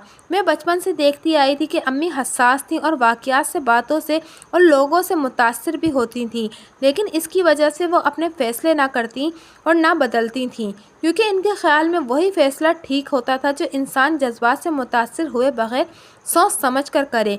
मैंने अम्मी से अगले दिन कॉलेज जाने की इजाज़त चाही। कॉलेज आज खुला ही था, सिर्फ फाइनल वाले फारिग थे। अब सिवाय रिज़ल्ट के इंतज़ार के और कुछ नहीं करना था। रहमान और अस्मा ने आखिरी पेपर्स के 1 हफ्ते बाद कॉलेज में आने का कहा था ताकि सब मिल सकें। वो बदल गई थी मगर हमारी इतनी तवील रफ़ाकत थी कि मैं उन्हें छोड़ नहीं सकती थी। अम्मी ने इजाज़त दे दी। मैं अगले दिन कॉलेज गई। सब आई हुई थी, आपस में गपशप की और मुस्तकबिल के इरादों पर बात हुई। रोज़ी मास्टर के लिए यूनिवर्सिटी में अप्लाई करने का इरादा रखती थी। रहमाना और अस्मा का भी यही इरादा था। मुझसे पूछा तो मैंने कहा शायद मैं भी यही करूं, मगर अभी फ़ैसला नहीं किया है। वजह? अस्मा ने पूछा तो मैंने साफ गोई से कहा, एक रिश्ता आया है, अगर अम्मी ने शादी का फ़ैसला कर लिया तो ज़ाहिर है आगे बढ़ना मुश्किल होगा। ओह रियली, तुमने बताया नहीं यार, अभी 6 दिन पहले तो वो लोग आए थे। तेरी अम्मी का क्या इरादा है? मैंने पूछा नहीं, मैंने जवाब दिया। रोज़ी मुझे गौर से देख रही थी। ये कैसे हो सकता है कि तुम्हारी ज़िंदगी का अहम तरीन फ़ैसला हो और तुम्हें ही इल्म ना हो? क्योंकि मुझे अपनी अम्मी पर पूरा भरोसा है, वो मेरे बारे में जो भी फ़ैसला करेंगी वही बेहतर होगा, इसलिए मुझे पूछने की क्या ज़रूरत है? रोज़ी तंज़िया अंदाज में बोली, तुम कुछ ज़्यादा ही बेनियाज हो। मैं इससे बहस नहीं करना चाहती थी इसलिए खामोश रही। कॉलेज में 2 घंटे रुकी थी और फिर घर आ गई। अगले दिन अम्मी ने दोपहर के खाने के बाद कहा, तुम घर साफ़ कर लो, मैं ज़रा मार्केट से होकर आती हूँ। मेरा माथा ठनका मगर अम्मी तैयार हो गई थी, इसीलिए मैंने पूछा नहीं। वो चली गई तो मैंने सफाई की। अम्मी 1 घंटे बाद आई थी। वो केक और बेकरी से रिफ़्रेशमेंट का सामान लाई थी। मीठे और नमकीन दोनों में कई चीज़ें थीं। इनके साथ अम्मी ने मेवे वाली कश्मीरी चाय बनाने को कहा था। इस बार मैंने दबे लफ्ज़ों में पूछ लिया, अम्मी क्या ये सब वाहिद अंकल लोगों के लिए है? ظاہر ہے وہ لوگ ہمارے گھر مہمان آ رہے ہیں، امی نے جواب دیا، مگر اس سے واضح نہیں تھا کہ امی نے فیصلہ کیا کیا ہے۔ مجھے معلوم تھا کہ وہ انکار کرنے کا ارادہ رکھتی ہوں گی، تب بھی اس طرح خاطر تواضع کرتی ہیں۔ واحد انکل، آنٹی اور ان کی بڑی بہو شازمہ آئی تھی۔ شازمہ کے ساتھ ان کا 3 سال کا بیٹا تھا جو بھی اسکول میں داخل ہوا تھا، اور وہ ان بچوں میں سے تھا جو ایک لمحے کو سکون سے نہیں بیٹھے۔ امی نے حیرت سے کہا، بچے کو اتنی جلدی اسکول داخل کیوں کرا دیا؟ جی آنٹی، آج کل بچے کو جتنی جلدی اسکول میں داخل کرایا جائے وہ تعلیم کو اتنی جلدی پک کرتا ہے۔ آنے والا وقت تعلیم کا ہے، اس عمر میں بچے کو تعلیم سے زیادہ تربیت کی ضرورت ہوتی ہے۔ امی نے رسانیت سے کہا اور موضوع بدل دیا۔ ان کی عادت تھی کہ وہ اپنی بات کہہ کر آگے بڑھ جاتی تھیں۔ واحد انکل خوش ہو کر بولے، بہن میں بھی یہی کہتا ہوں۔ میں کمرے میں نہیں گئی تھی مگر لاؤنج میں سب کچھ سن رہی تھی۔ آدھے گھنٹے بعد امی نے مجھے آواز دی، سونیا کچھ لے کر آؤ۔ میں ٹرالی سجا چکی تھی، لا رہی ہوں امی۔ میں اندر گئی، پہلے سب سے سلام دعا کی اور پھر سامان میز پر لگانے لگی۔ شازمہ کے بیٹے فروخ نے اچانک جھپٹ کر گرم نیگٹ اٹھا لیا اور پھر بلبلا کر پھینک دیا۔ اس کا ہاتھ جلا تھا اور وہ چیخ کر رو رہا تھا۔ آنٹی اور شازمہ اس میں لگ گئیں۔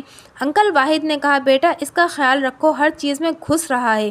بچہ ہی تو ہے، آنٹی نے ناگواری سے کہا۔ کوئی بات نہیں، میں نے نیچے گرا ہوا نیگٹ اٹھایا۔ فروخ نے نشست گاہ کی اور چیزوں کو بھی الٹا پلٹا تھا۔ صاف لگ رہا تھا کہ اس کی مادر پدر آزاد تربیت ہوئی ہے۔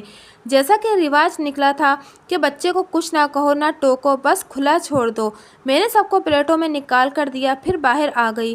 وہ لوگ باتیں کر رہے تھے، کھانے پینے کا دور جیسے فروخ نے گندگی اور پھیلاوے کا دور بنا دیا تھا۔ ختم ہوا تو مجھے اوپر سے زیادہ نیچے سے چیزیں سمیٹنا پڑی تھیں اور مجھے غصہ آ رہا تھا۔ میں چائے نکال لائی۔ لاؤنج میں آ کر میں نے اپنے لیے چائے نکالی اور ایسی جگہ بیٹھ گئی کہ اندر والی ساری گفتگو سن سکوں۔ جب واحد انکل نے امی سے جواب مانگا تو امی نے کہا، بھائی صاحب میں نے سوچا تھا کہ سونیا آگے پڑھے گی، وہ شادی کے بعد بھی پڑھ سکتی ہے۔ واحد انکل نے بات کاٹ کر کہا، یہ تو آپ کی مرضی ہوگی۔ امی نے کہا، میں اچھل پڑی تھی، امی نے ہاں کر دی تھی اور مجھے اس کی توقع نہیں تھی۔ آپ نے سونیا کو مانگا اور میں نے سوچا تو مجھے مناسب لگا کہ میں اسے اپنے گھر کی کر دوں۔ اچھا رشتہ بھی اللہ کی نعمت ہوتا ہے۔ ایان مجھے اچھا لگا اور آپ لوگ اچھے لگے، اس لیے میں یہ رشتہ منظور کرتی ہوں۔ بہن آپ نے ہمارا دل خوش کر دیا۔ واحد انکل بولے، یوں سمجھ لیں کہ ہم پر احسان کیا اور ہماری عزت رکھ لی۔ ایسا نہ کہیں، آپ عزت کے لائق ہیں۔ میری بیٹی آپ کے ہاں خوش رہے، مجھے اس سے بڑھ کر کچھ بھی نہیں چاہیے۔ مگر اگر آپ چاہیں تو ہمارے بارے میں تحقیق کر لیں، ایان کے بارے میں جو جاننا چاہیں، جیسا جاننا چاہیں جان لیں۔ اس کی ضرورت نہیں ہے، امی نے کہا، میں مطمئن ہوں۔ سونیا کو بلائیں تاکہ ہم دنیا کی رسم پوری کریں۔ امی نے مجھے آواز دی تو اس بار مجھے اندر جاتے ہوئے بہت شرم آئی تھی۔ واحد انکل نے میرے ہاتھ پر 2000 روپے رکھے، جو رواج ہے کہ لڑکی پسند آئے تو اس کے ہاتھ پر پیسے رکھتے ہیں۔ آنٹی نے مجھے دوپٹہ پہنایا اور اس وقت وہ خوش نظر آئیں، مگر شازمہ کے تاثرات بتا رہے تھے کہ اسے یہ رشتہ پسند نہیں ہے اور وہ مارے باندھے یہاں آئی ہے۔ انکل واحد نے کہا، بہن ہم اپنی امانت جلد از جلد لے جانا چاہتے ہیں۔ کیوں نہیں بھائی صاحب، لیکن میں اکیلی عورت ہوں اور مجھے تیاری کے لیے کچھ وقت تو چاہیے ہوگا۔ آپ کتنا وقت چاہتی ہیں؟ آنٹی نے پوچھا۔ مارچ کا آخر یا اپریل کا شروع بہتر رہے گا، مجھے 4-5 مہینے مل جائیں گے۔ واحد انکل نے سر ہلایا۔ خواہش تو تھی کہ فروری کے اینڈ تک ہم سونیا کو لے جائیں، لیکن آپ کی بات بھی مناسب ہے۔ میرے لیے وہاں بیٹھنا مشکل ہو رہا تھا، اس لیے میں اجازت لے کر وہاں سے اٹھ آئی۔ امی نے اچانک ہاں کر کے میری زندگی کو ایک نئے راستے پر ڈال دیا تھا۔ ایک ناقابل بیان اذیت اور اس کے بعد ناقابل بیان خوشی تھی جو میں نے مشکل سے 10 منٹ کے دوران محسوس کی تھی۔ جب وہ ننھا گلابی گل گوتھنا وجود میری باہوں میں آیا تو مجھے لگا کہ میری تکلیف راحت میں بدل گئی ہو۔ یہ بیٹی تھی جو شادی کے 10 مہینے بعد ہی اللہ نے عطا کی تھی۔ ایان میرے برابر میں تھے اور ہم دونوں اس پر جھکے جا رہے تھے۔ ایان کے چہرے پر چمک اور خوشی تھی۔ انہوں نے جھک کر بیٹی کو چوما اور آہستہ سے بولے، اس کے دادا نے اس کا نام فرح رکھا ہے، میری بیٹی ہوگی بھی تو دلوں کو فرحت دینے والی۔ میں نے کہا، شادی کے بعد ایک لڑکی کو سسرال میں جو خوشیاں اور تکالیف ہو سکتی ہیں، میں نے ان کا ذائقہ چکھ لیا تھا۔ ایان اور واحد انکل کی طرف سے مجھے صرف خوشیاں ملی تھیں۔ انہوں نے میرا اتنا خیال رکھا کہ میں نازا ہو جاتی، مگر توازن رکھنے کے لیے دوسرے لوگ تھے۔ آنٹی فطرت کی اچھی تھی، مگر وہ اپنی بڑی بہوؤں کی باتوں میں بہت آتی تھیں اور وہ دونوں میرے سخت خلاف تھیں۔ اصل میں خلاف صرف ایک تھی، یعنی شازمہ، اور اس کی وجہ بھی شادی والے دن سمجھ میں آ گئی جب میں نے تقریباً دلہن بنی روزینہ کو دیکھا اور حیران ہو رہی تھی کہ اس نے تعارف کرایا، میں شازمہ کی بہن ہوں۔ اس کے لہجے میں زہر تھا اور اس کی وجہ کچھ عرصے بعد میرے علم میں آئی کہ وہ اور شازمہ چاہتے تھے کہ وہ ایان کی بیوی بن کر آئے، مگر قدرت نے قرۂ فال میرے نام کھولا تھا۔ یہ سارا تقدیر کا فیصلہ تھا، مگر وہ یوں میری دشمن ہو گئی جیسے میں نے ان کا حق چھین لیا ہو۔ جب ایان کے علم میں یہ بات آئی تو انہوں نے کہا، روزینہ نے خود مجھ سے بات کی تھی، وہ مجھ سے شادی کرنا چاہتی تھی۔ میں اسے اچھی لڑکی سمجھتا تھا اور اگر خاندان کے توسط سے رشتہ ہوتا تو شاید میں مان جاتا، مگر اس نے بات کر کے اپنی اصلیت کھول دی تھی۔ اس کے بعد جب خاندان کے توسط سے یہ بات چلی تو میں نے ابو سے کہہ دیا کہ میری شادی وہ جہاں چاہے کریں لیکن روزینہ سے نہیں۔ امی بھی مان گئی تھیں، مگر جب ابو نے ویٹو پاور استعمال کی تو معاملہ ختم ہوا اور میری جان بچی تھی۔ شکر ہے انکل نے اسٹیپ لیا، میں نے خوشی سے کہا، ورنہ میں تو ماری جاتی۔ شادی کے بعد ایان نے مجھے اتنی محبت اور اعتماد دیا کہ میں نہال ہو گئی تھی۔ وہ فطرت اور کردار کے بہت اچھے نکلے۔ مذہب کی طرف رجحان تھا، مگر وہ دوسروں سے زیادہ خود پر اسے لاگو کرتے تھے۔ میں پہلے باقاعدگی سے نماز نہیں پڑھتی تھی، خاص طور سے فجر کی نماز نکل جاتی تھی، مگر ان کے ساتھ رہ کر میری 5 وقت کی نماز کی عادت پکی ہو گئی۔ اس کے علاوہ اور بھی وہ دین کے حوالے سے مجھے بتاتے رہتے تھے۔ میری طرح وہ بھی اس کے قائل تھے کہ اخلاقیات کے بغیر دین پر عمل کرنا محض ایک مشق ہے۔ شاید یہی وجہ تھی کہ اپنے گھر والوں سے بالکل الگ طرز عمل رکھتے تھے۔ ان سے بڑے ریحان اور نعمان بھائی مذہب کے معاملے میں بے پرواہ تھے۔ فرصت ملے تو جمعے کی نماز پڑھ لی، ورنہ وہ بھی رہ جاتی تھی۔ روزے وہ بامشکل رکھتے تھے اور اکثر چھوڑ دیتے تھے۔ دنیا کی طرف رجحان بہت زیادہ تھا۔ ریحان بھائی غیر ملکی NGO میں اعلیٰ عہدے پر تھے، نعمان بھائی ڈاکٹر تھے اور انہوں نے اپنا ایک کلینک کھول لیا تھا۔ مالی لحاظ سے دونوں بھائی ایان سے آگے تھے۔ اگر گھر اپنا نہ ہوتا تو شاید ہم اتنی فراغی سے نہیں رہ سکتے تھے۔ انکل واحد نے 3 سال پہلے یہ پلاٹ لے کر اس پر چند کمرے بنائے تھے، وقت کے ساتھ ساتھ اور بڑھاتے اور نئی تعمیر کرتے رہے۔ اب اس کے اوپر نیچے 4 الگ پورشن تھے۔ اوپر ریحان اور نعمان بھائی رہتے تھے، ان کے پاس 3 بیڈ روم اور ایک بڑا مشترکہ ڈرائنگ روم تھا۔ نیچے بھی تقریباً یہی حساب تھا، 2 الگ پورشن تھے، ایک ایان کے لیے تھا، مگر میں نے آنے کے بعد الگ رہنے سے انکار کر دیا تھا۔ میں نے ایان سے کہا، امی ابو اکیلے رہیں گے، یہ اچھا نہیں لگتا، ان کے ساتھ کسی نہ کسی کو تو ہونا چاہیے۔ ایان خوش ہو گئے، میں بھی یہی چاہتا ہوں، امی بیچاری اکیلی لگی رہتی ہیں، بھابھیوں میں سے کسی نے آج تک نہیں کہا کہ وہ مل کر رہنا چاہتی ہیں۔ اس کے باوجود آنٹی شازمہ اور صدف کی باتوں میں آتی اور مجھ سے ان کا رویہ خراب ہو جاتا۔ شازمہ کے 2 بیٹے تھے، بڑا شاہ رخ جو 5 سال کا تھا اور بدتمیزی میں وہ اپنے چھوٹے بھائی سے بھی آگے تھا۔ صدف نے تیزی دکھائی تھی، اس کی شادی شازمہ سے صرف 4 مہینے بعد ہوئی تھی، مگر اس کے 3 بیٹے تھے۔ خاندان میں سب سے بڑا بچہ اسی کا تھا، یعنی وہ پہلے ماں بنی تھی۔ عدنان 5.5 سال کا تھا، اس کے بعد 3.5 سال کا آریان اور سب سے چھوٹا 1 سال کا ذیشان تھا۔ مگر جہاں تک پرورش کا تعلق تھا تو سارے بچے ایک جیسے تھے اور سارا دن وہ اوپر نیچے ادھم مچائے رکھتے تھے۔ اوپر سے ایسی آوازیں آتی جیسے کوئی چھوٹی موٹی جنگ چل رہی ہو۔ ظاہر ہے جب وہ نیچے آتے تو یہ جنگ بھی نیچے چلی آتی تھی۔ میں پریشان ہو جاتی کہ میں نے آج تک ایسا ماحول نہیں دیکھا تھا، مگر آنٹی اور بچوں کی مائیں بالکل سکون سے رہتی تھیں۔ میں سمجھنے سے قاصر تھی کہ اتنی پڑھی لکھی ماؤں نے اپنے بچوں کی کوئی تربیت نہیں کی تھی۔ شرارتیں، ہنگامہ اور آپس میں لڑنا جھگڑنا یا چیزیں توڑنا پھوڑنا تو ان کا مشغلہ تھا، مگر ساتھ ہی انہیں کھانے پینے کے آداب کا بھی کچھ پتہ نہیں تھا۔ جو کپڑا پہناؤ کچھ دیر بعد گندا ہو چکا ہوتا تھا۔ حد یہ کہ ان کو پوٹی پشی کی بھی تمیز نہیں تھی۔ فاروق 3 سال کا ہو کر بھی کہیں بھی پشی پوٹی کر دیتا اور بو سے ماں کو پتہ چلتا تھا، کیونکہ اس نے سکھایا ہی نہیں تھا کہ ایسے موقع پہ ماں کو بتاتے ہیں۔ سب سے عبرتناک منظر کھانے کی میز پر ہوتا تھا، جہاں کھایا کم جاتا تھا اور گرایا زیادہ جاتا تھا۔ میں نے 1-2 بار دیکھا تو اللہ کا شکر ادا کیا کہ مجھے اس میز پر کھانا نہیں پڑتا تھا، نیچے ہم سکون سے کھاتے تھے۔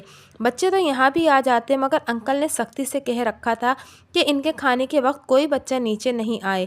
ایان نے بتایا کہ اس بات پر شازمہ اور صدف دونوں نے بہت ہنگامہ کیا تھا، مگر انکل کا حکم تھا اس لیے وہ مجبور ہو گئی تھی۔ اس طرح جس وقت انکل آرام کر رہے ہوتے یا ان کی طبیعت ٹھیک نہیں ہوتی تھی تب بھی بچے نیچے نہیں آ سکتے تھے۔ ایان کی تنخواہ زیادہ نہیں تھی۔ سن 2000 میں جب میری شادی ہوئی تو اس وقت ان کی تنخواہ 17,000 تھی، مگر آنے والے سالوں میں اس میں تیزی سے اضافہ ہوا تھا۔ انکل نے ساری عمر جو کمایا تھا وہ اس بنگلے پر لگا دیا تھا۔ فنڈ سے ملنے والی رقم انہوں نے اولڈ ایج اسکیموں میں لگا رکھی تھی، جہاں نفع نقصان کی بنیاد پر رقم ملتی تھی۔ وہ سود کے خلاف تھے۔ ان کی پینشن بھی اچھی خاصی تھی، یعنی وہ مالی لحاظ سے مضبوط تھے۔ اس لیے جب میں نے ساتھ رہنے کی بات کی تو ساتھ ہی ایان سے کہا کہ یہ کہیں یہ نہ سمجھا جائے کہ ہم اس لیے ان کے ساتھ رہنا چاہتے ہیں کہ ہمارے اخراجات شیئر ہو جائیں۔ کچن میرے ذمے ہے اور باقی بل اور مہمانداری یہ آنا جانا ابو کے ذمے ہے۔ اس لحاظ سے دیکھا جائے تو ہمارا شیئر ٹھیک ہے۔ رہی دوسروں کی بات تو جو چاہے سمجھتا رہے، میں نے کبھی اس کی پرواہ نہیں کی ہے۔ باقی ایان زیادہ خرچ کرتے تھے اور یہ ان کا فرض بھی تھا، کیونکہ وہ اپنے ماں باپ پر خرچ کر رہے تھے۔ وہ 2,000 جیب خرچ مجھے دیتے تھے، 1,000 انکل دیتے تھے، اور یہ میرے لیے کافی سے زیادہ تھے۔ پھر امی کے پاس جاتی تو وہ کچھ نہ کچھ مجھے دے دیتی تھیں، اگرچہ میں منع کرتی تھی۔ امی نے مجھے اتنا اچھا جہیز دیا کہ میری جیٹھانیاں بھی ایسا جہیز نہیں لائی تھیں جو زیادہ کھاتے پیتے گھرانوں سے تھیں۔ میں خود حیران تھی کہ امی نے اتنا کچھ کیسے کر لیا۔ انہوں نے مجھے سونے کے 2 سیٹ دیے، 4 موٹی چوڑیوں کا سیٹ، سونے کی زنجیر اور پالیاں الگ سے تھیں۔ امی نے نہ جانے کب یہ تھوڑا تھوڑا کر کے بنا لیا تھا۔ چینیوٹ کا بنا ہوا بیڈ روم سیٹ دیا تھا۔ کراکری اور دوسری چیزیں بھی اعلیٰ درجے کی تھیں۔ مشینری میں امی نے مجھے مکمل کچن مشینری اور فریج کے ساتھ واشنگ مشین بھی دی تھی۔ نیچے ایان کے لیے 3 کمرے مخصوص تھے، لیکن مجھے شروع میں 2 کمرے ملے اور ان میں سب آرام سے سیٹ ہو گیا تھا۔ اس سے زیادہ کی ہمیں فی الحال ضرورت نہیں تھی۔ شادی کے بعد ہم ہنی مون منانے ہنزا اور کالام گئے تھے۔ 2 ہفتے ہم نے ان حسین جگہوں پر ہر لمحے کو انجوائے کیا۔ بعد میں ایان نے بتایا کہ اسے ہنی مون انکل نے گفٹ کیا تھا۔ اس پر تقریباً 50,000 خرچ ہوا تھا۔ انکل نے اپنی گاڑی بھی دی تھی کہ ہمیں کنوینس کا مسئلہ نہ ہو۔ ایان کے پاس تو موٹر سائیکل تھی، وہ اسی پر دفتر آتے جاتے تھے۔ ریحان اور نعمان بھائی کے پاس اپنی اپنی گاڑیاں تھیں۔ اگر ہمیں کہیں جانا ہوتا تو ایان انکل کی گاڑی لے لیتے تھے۔ یہ پرانے ماڈل کی لیکن لگژری اور بہت اچھی حالت والی کار تھی۔ شادی کے 1 مہینے بعد ہی امید سے ہو گئی تھی اور چوتھے مہینے مجھے علم ہو گیا تھا کہ بیٹی ہے۔ یوں تو سبھی بہت خوش تھے، لیکن انکل کو پتہ چلا کہ بیٹی ہے تو وہ بہت خوش ہوئے تھے، کیونکہ انہیں بیٹی کی خواہش تھی۔ اب تک پوتے ہی پوتے ہوئے تھے۔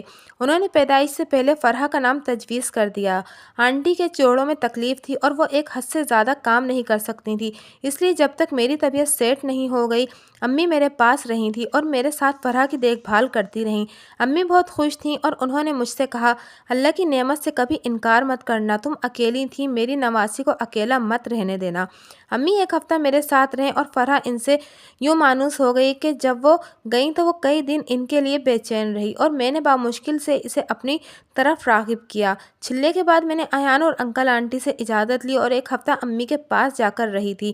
ہم اتنے قریب تھے کہ پیدل آ جا سکتے تھے، مگر امی اس معاملے میں محتاط تھیں۔ 2 مہینے میں 2-3 بار ہی میرے گھر آتی تھیں۔ انکل کو فرحہ سے بہت پیار تھا، اس لیے جب تک میں امی کے گھر رہی وہ روز اسے دیکھنے آتے رہے۔ زندگی میں پہلی بار مجھے خیال آیا اور میں نے امی سے پوچھا کہ انہوں نے میری اتنی اچھی تربیت کیسے کی، کیا انہیں نانی نے سکھایا تھا؟ امی نے بتایا، تمہاری نانی سادہ عورت تھیں، انہیں تربیت کا اتنا علم نہیں تھا۔ یہ میری اسکول کی ہیڈ مسٹریس تھیں، جنہوں نے ہم بچیوں کو تعلیم کے ساتھ تربیت بھی دی اور ان کا مقصد ماؤں کی ایک اچھی نسل پیدا کرنا تھا۔ انہوں نے جو مجھے سکھایا وہ میں نے تمہیں سکھایا اور تم سے امید ہے کہ تم آگے اپنے بچوں کو سکھاؤ گی۔ میں نے امی سے وعدہ کیا کہ میں ایسا ہی کروں گی۔ پہلا وعدہ اولاد کا تھا، اس لیے فرحہ کی پیدائش کے 4 مہینے بعد میں پھر امید سے ہوئی تو میں اور ایان دونوں خوش تھے۔ فرحہ چھوٹی تھی مگر اولاد ہمارے لیے بوجھ نہیں تھی۔ فرحہ بہت سیدھی بچی تھی۔ میں نے اس کی روٹین اس طرح بنائی تھی کہ وہ 2 وقت سوتی، جاگتی، کھاتی پیتی اور کھیلتی تھی۔ جاگنے اور کھیلنے کے اوقات میں وہ زیادہ تر اپنے دادا کے پاس ہوتی تھی۔ فیڈ کے وقت میرے پاس آتی تھی اور جب میرے پاس ہوتی تو اسے میں گود میں کم لیتی تھی، زیادہ وقت وہ لیٹتی تھی۔ نتیجہ یہ نکلا کہ 6 مہینے کی عمر میں اس نے خود لڑکنا اور پیٹ کے بل سرکنا سیکھ لیا۔ 8 مہینے کی عمر میں 2 چاروں ہاتھ پاؤں سے چلنے لگی تھی اور 1 سال کی عمر میں اس نے چلنا شروع کر دیا۔ اتنی سی عمر وہ مجھے پوٹی پشی کا بتانے لگی تھی۔ میں نے اس کے ذہن میں نقش کر دیا تھا کہ صاف ستھرا رہنا ہے اور اپنے کپڑے گندے نہیں کرنے۔ اس پر پوری طرح عمل کرتی تھی۔ جب اس نے بولنا شروع کیا اور وہ صبح صبح اٹھ کر میرے پاس جا کر اپنے دادا دادی کو اشارے سے سلام کرتی تھی، میں نے اسے پہلا نام اللہ کا سکھایا اور سب سے پہلے بسم اللہ کہنا سکھایا۔ میں اسے صاف ستھرا اور خوشبو لگا کر رکھتی تھی، خود اسے بھی گندگی پسند نہیں تھی اور اس کا لباس ذرا گندا ہوتا تو وہ اس وقت تک بے چین رہتی جب تک اسے صاف یا تبدیل نہ کر دیا جائے۔ ابھی وہ 1.25 سال کی بھی نہیں ہوئی تھی کہ ریان میری گود میں آ گیا۔ ابھی ریان 1.5 سال کا ہوا تھا کہ اللہ نے ہمیں ایک اور بیٹے سبحان سے نوازا۔ اس کے بعد اولاد میرے نصیب میں نہیں تھی۔ بعض اوقات ماں بیٹی کا مقدر ایک جیسا ہو جاتا ہے، جیسے میری امی اور نانی کا تھا۔ میں بھی شادی کے بعد زیادہ عرصے سہاگن نہیں رہی۔ ابھی سبحان 2 سال کا تھا کہ ایک صبح ایان ناشتہ کا سامان لینے نزدیکی بازار تک گئے۔ وہاں 2 گروپوں میں جھگڑا ہوا۔ کسی نے اسلحہ نکال کر اندھا دھند فائرنگ کی۔ سب بچ گئے، صرف ایک گولی آ کر ایان کو لگی اور وہ جان لیوا ثابت ہوئی تھی۔ ان کی لاش گھر آئی تو میرے لیے قیامت سے پہلے قیامت آ گئی۔ جن گھروں میں ایسی جوان موت کا دکھ گزرتا ہے، صرف وہی اس دکھ کی شدت سے واقف ہوتے ہیں۔ کوئی لفظ اور جملہ ان کی عکاسی نہیں کر سکتا۔ مجھے یقین نہیں آ رہا تھا کہ ایان یوں مجھ کو چھوڑ کر چلے جائیں گے۔ وہ تو کہتے تھے کہ ساری عمر میرا ساتھ نبھائیں گے، مگر نہیں، انہوں نے زندہ رہنے کی شرط عائد کی تھی۔ اب وہ زندہ نہیں تھے، انہوں نے وعدہ نبھایا تھا۔ مجھے ان سے کتنی محبت تھی، اس کا اندازہ مجھے ان کے جانے کے بعد ہوا تھا۔ کوئی مرنے والے کے ساتھ نہیں مرتا اور نہ دنیا تیاگ کرتا ہے، کیونکہ زندگی خود انسان کو اپنی طرف کھینچ لیتی ہے۔ میرے ساتھ بھی ایسا ہی ہوا۔ میرے 7 بچے تھے اور اب وہ میری توجہ چاہتے تھے۔ ان کا باپ نہیں رہا تھا، ان کے باپ کا کردار بھی مجھے ہی ادا کرنا تھا، جیسے کبھی امی نے میرے لیے ماں باپ دونوں کا کردار ادا کیا تھا۔ بچوں کے بعد انکل اور آنٹی تھے۔ وہ جوان بیٹے کے صدمے سے بے حال تھے۔ انکل سے صدمہ برداشت نہیں ہوا تھا۔ ایان کی وفات کے 1 ہفتے بعد انہیں فالج کا ہلکا حملہ ہوا۔ ان کے جسم کے بائیں حصے پر اثر ہوا تھا اور اب وہ بستر اور کرسی تک محدود ہو گئے تھے۔ حرکت کرتے تو بہت مشکل سے کرتے تھے۔ آنٹی کی حالت بھی اچھی نہیں تھی۔ مجھے یوں بچوں کے ساتھ ان کو بھی دیکھنا پڑا تھا۔ اس مشکل وقت ریحان اور نعمان بھائی یا ان کی بیویوں نے ہمارا ساتھ دینے کے بجائے ہماری زندگی مشکل بنانا شروع کر دی۔ ایک تو انہوں نے سب مجھ پر چھوڑ دیا تھا، یعنی انکل اور آنٹی کی دیکھ بھال سے لے کر گھر کے تمام کام کرنا۔ عدت کی وجہ سے میں ابھی باہر نہیں جا سکتی تھی۔ باہر کے بہت سے کام تھے جو کوئی مرد یا باہر جانے والی عورت ہی کر سکتی تھی، مگر ان لوگوں نے آنکھیں ماتھے پر رکھ لی تھیں۔ اس موقع پر امی میرے کام آئیں۔ انہوں نے میرا دکھ بھی بانٹا اور بوجھ بھی۔ اس سال فرحہ کو اسکول میں داخل کرایا تھا۔ ایان نے اس کے لیے ایک اچھے پرائیویٹ اسکول کا انتخاب کیا تھا، جس کی اچھی خاصی فیس تھی۔ میں نے اسے 5 سال کی عمر سے پہلے اسکول میں داخل کرانے نہیں دیا تھا۔ ہاں، گھر میں اسے پڑھایا تھا، اب وہ سب سکھایا تھا جو امی نے مجھے سکھایا تھا۔ جبکہ ریحان اور نعمان بھائی کے سارے بچے ہی ابھی 3 سال کے بھی نہیں ہوتے تھے کہ انہیں اسکول میں داخل کروا دیا جاتا تھا۔ مجھے اس پر بھی بہت کچھ سنایا گیا کہ مجھے بچوں کی تعلیم کی پرواہ نہیں ہے۔ آنٹی نے بھی میری مخالفت کی تھی، مگر انکل اور ایان میرے ساتھ تھے۔ فرحہ کے ساتھ میں نے ریان اور سبحان کی بھی اسی طرح تربیت کی تھی۔ یہی وجہ تھی کہ وہ تمیز طریقے اور مہذب بچے تھے۔ وہ نہ بلا وجہ شور شرابہ کرتے تھے، چیزوں سے کھیلنے توڑنے اور لڑائی جھگڑنے کا سوال ہی پیدا نہیں ہوتا تھا۔ میں اس معاملے میں بہت محتاط رہی تھی اور اوپر والے بچوں کا اثر ان میں نہ آئے، اور اس کے لیے میں نے کسی کی پرواہ نہیں کی تھی، اور میں نہ بچوں کو اوپر جانے دیتی تھی اور نہ ہی ان بچوں کے ساتھ کھیلنے دیتی تھی۔ اس کا میری جیٹھانیوں نے بہت برا منایا تھا اور آنٹی کو بھی بھڑکایا تھا۔ میرے لیے باہر کے کام امی نے سنبھال لیے تھے، جیسے فرحہ کا اسکول آنا جانا۔ اس طرح بچوں کی بیماری اور علاج وغیرہ امی دیکھتی تھیں، مجھے چیزیں لا دیتی تھیں، حد یہ کہ گھر کے بل تک جمع کرا دیتی تھیں۔ ریحان اور نعمان بھائی نے اتنا بھی نہیں ہوتا تھا کہ بیچارے انکل اس صورتحال پر بہت شرمندہ ہوتے تھے، لیکن میں انہیں تسلی اور حوصلہ دیتی۔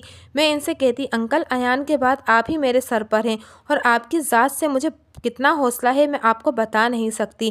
پلیز انکل، میری خاطر اور میرے بچوں کی خاطر خود کو سنبھال کر رکھیں۔ یہ حقیقت بھی تھی، کیونکہ ایان کے بعد میرا سارا مالی بوجھ انکل نے اٹھایا تھا۔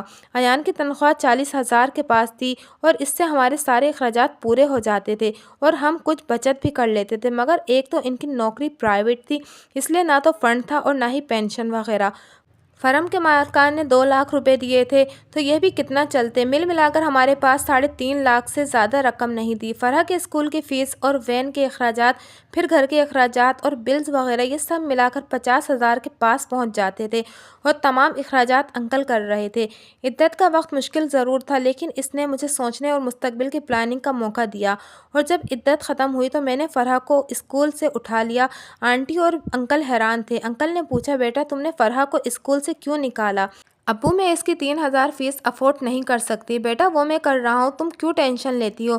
جی ابو آپ کر رہے ہیں تو میں آپ کی بات ٹھیک کر رہی ہوں، میں خود آپ سے الگ نہیں سمجھتی۔ میں اسے FG میں داخل کراؤں گی، اس سال اس کی تیاری کراؤں گی کہ اگلے سال اسے دوسری کلاس میں داخلہ مل جائے گا۔ اس کے ساتھ ریان بھی داخل ہوگا۔ ابو صرف فرح کی بات نہیں ہے، ان دونوں کو بھی پڑھنا ہے۔ پرائیویٹ اسکولوں کی فیس ہر سال بڑھتی ہے اور دوسرے اخراجات بھی بہت زیادہ ہوتے ہیں۔ ایان تھے تو اور بات تھی، لیکن اب ہمیں اپنی چادر دیکھ کر پاؤں پھیلانا چاہیے۔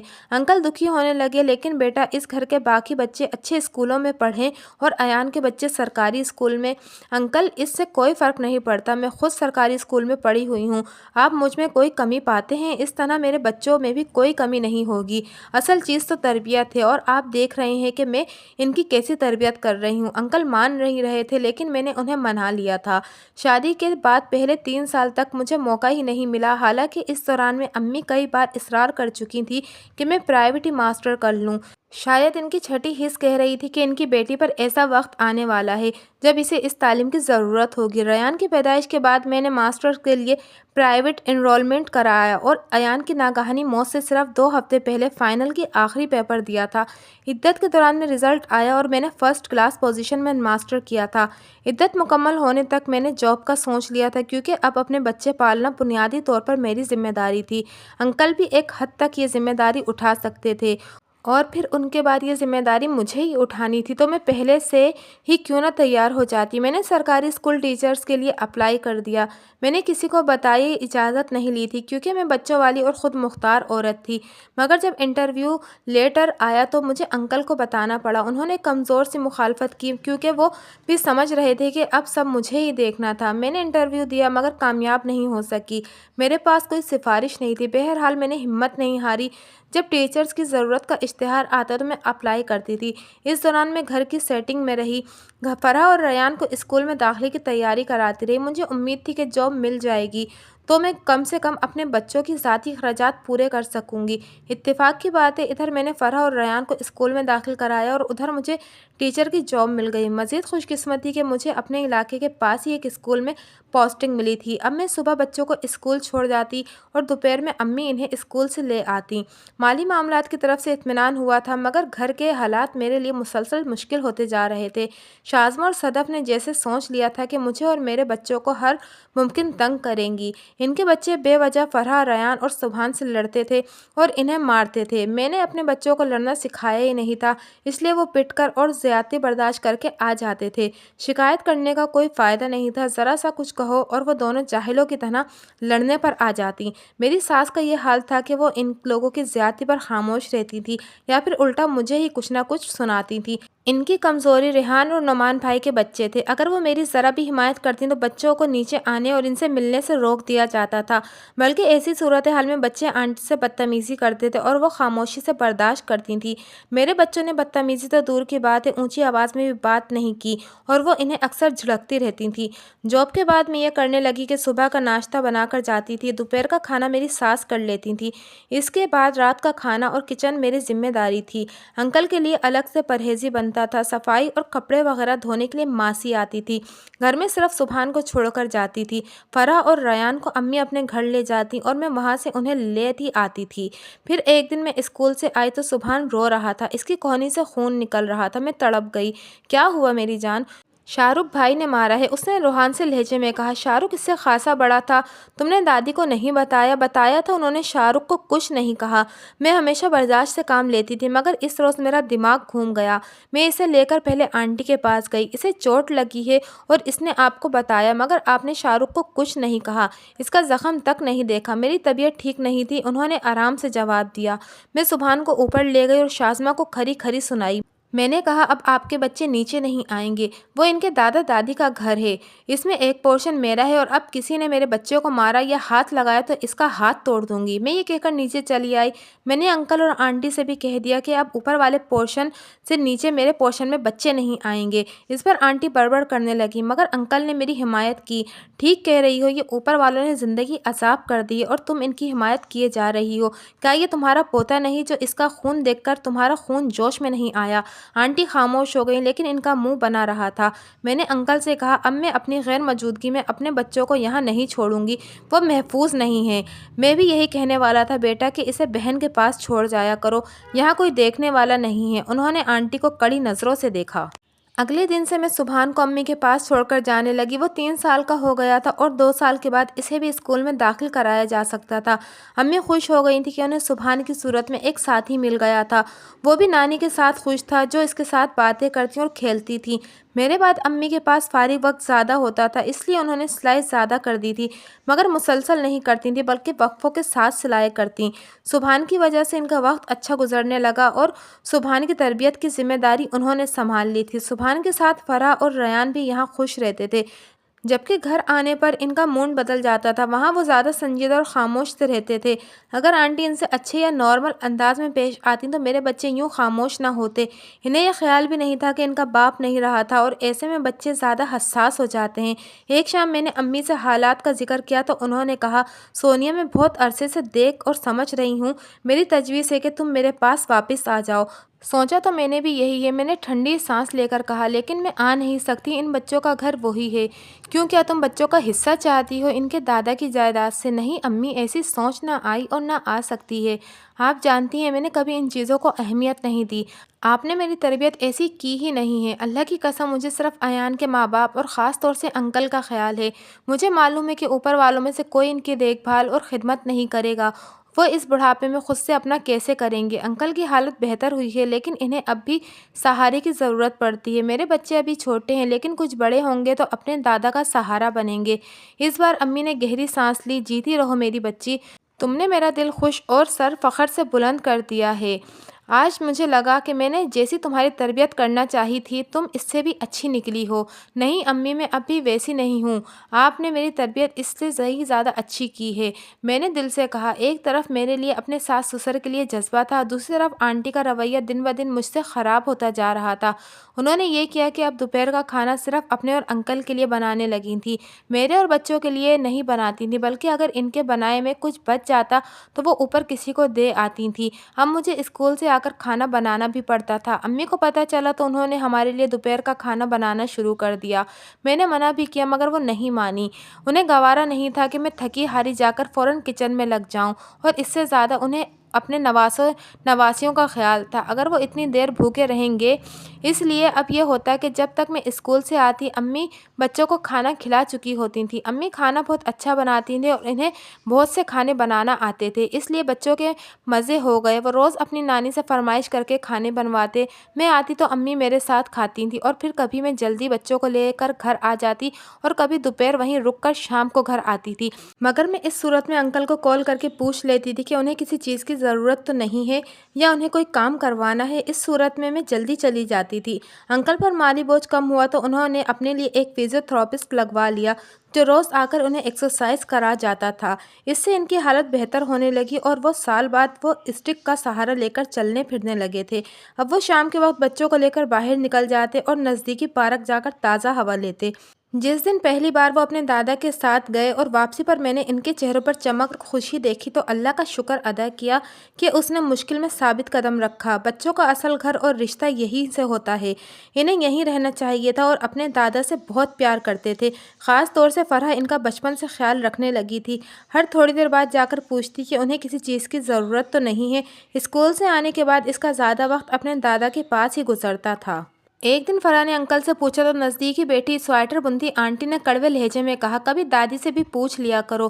اتفاق سے میں نزدیک ہی تھی اور سن رہی تھی۔ ان کی بات سن کر انکل کو غصہ آ گیا، تم ایک 10 سال کی بچی کو کہہ رہی ہو کبھی اپنا رویہ دیکھا ہے؟ 65 سال کی عورت کو اتنا بھی نہیں معلوم کہ چھوٹے بچوں سے کیسا سلوک کرنا چاہیے؟ کیا کہہ رہے ہیں آپ؟ آنٹی انکل کے غصے پر حیران اور کسی قدر خوف زدہ بھی ہو گئیں۔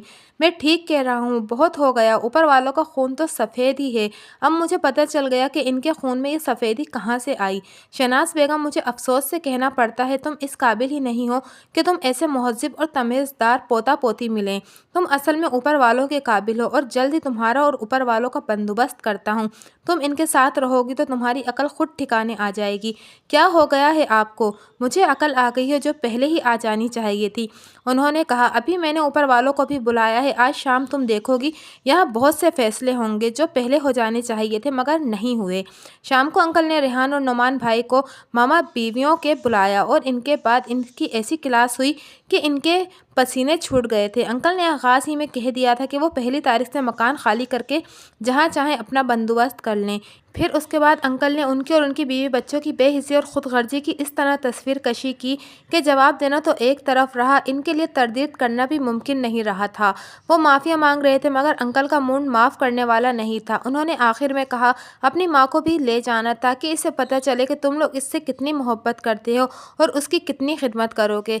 नुमान ने हिम्मत करके कहा, इस मकान में हमारा भी हिस्सा है, वो मेरे मरने के बाद होगा। अंकल ने दो टोक अंदाज में कहा, अभी ये सिर्फ मेरा है, अपना बोरिया बिस्तर उठाओ और जाकर कहीं किराए पर रहो ताकि तुम्हें पता चले कि तुम कितनी अय्याशी में बिना किसी अदायगी के रह रहे थे।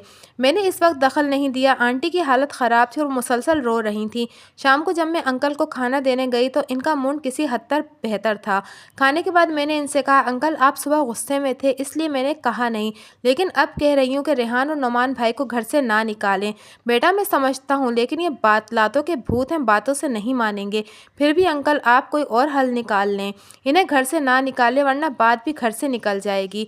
बात इनकी समझ में आ गई। चंद दिन बाद जब रेहान और नुमान भाई ने इनसे माफ़ी चाही तो उन्होंने माफ़ कर दिया, लेकिन इस शर्त पर कि वो पोर्शन का किराया देंगे, नीचे के तमाम बिल वो दोनों भरेंगे। 3 टाइम के खानों में से एक वक्त का खाना इनकी बीवियां बनाकर देंगी, वरना वो इन्हें मुलाजमा रख कर दें जो इन्हें खाना दें और इनकी देखभाल करें। रेहान और नुमान भाई ने मुजाहमत की मगर जब अंकल डट गए तो उन्हें मानना पड़ा। वो जिस पोर्शन में रह रहे थे इसका किराया इस वक्त भी 30,000 से कम नहीं था। इसके बाद अंकल ने खामोशी से ये किया कि मकान में चौथा हिस्सा मेरे नाम कर दिया। अब मैं अपने पोर्शन की मालिक थी और ये मकान बिकता तो इसमें चौथा हिस्सा मुझे मिलता। अंकल की तबीयत बेहतर हो गई थी। मैं और मेरे बच्चे इनकी देखभाल करते थे। 2 साल पहले इनका इंतकाल हुआ तो मुझसे और मेरे बच्चों से खुश इस दुनिया से गए।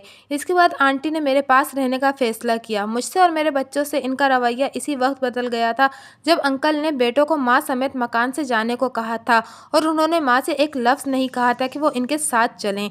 अब वो मेरे साथ हैं। मेरे बच्चे बड़े हो रहे हैं। फरहा मैट्रिक और रयान 9वीं में है, सुबहान 7वीं में है। मेरे बच्चे हर क्लास में पोजीशन लेते हैं जबकि शाज़मा और सदफ के बच्चे आज तक किसी क्लास में पोजीशन नहीं ला सके क्योंकि इनकी माँओं ने सिर्फ तालीम पर जोर दिया और मैंने तालीम से पहले अपने बच्चों की तरबियत पर तवज्जो दी। आज लोग मेरे बच्चों की मिसाल देते हैं।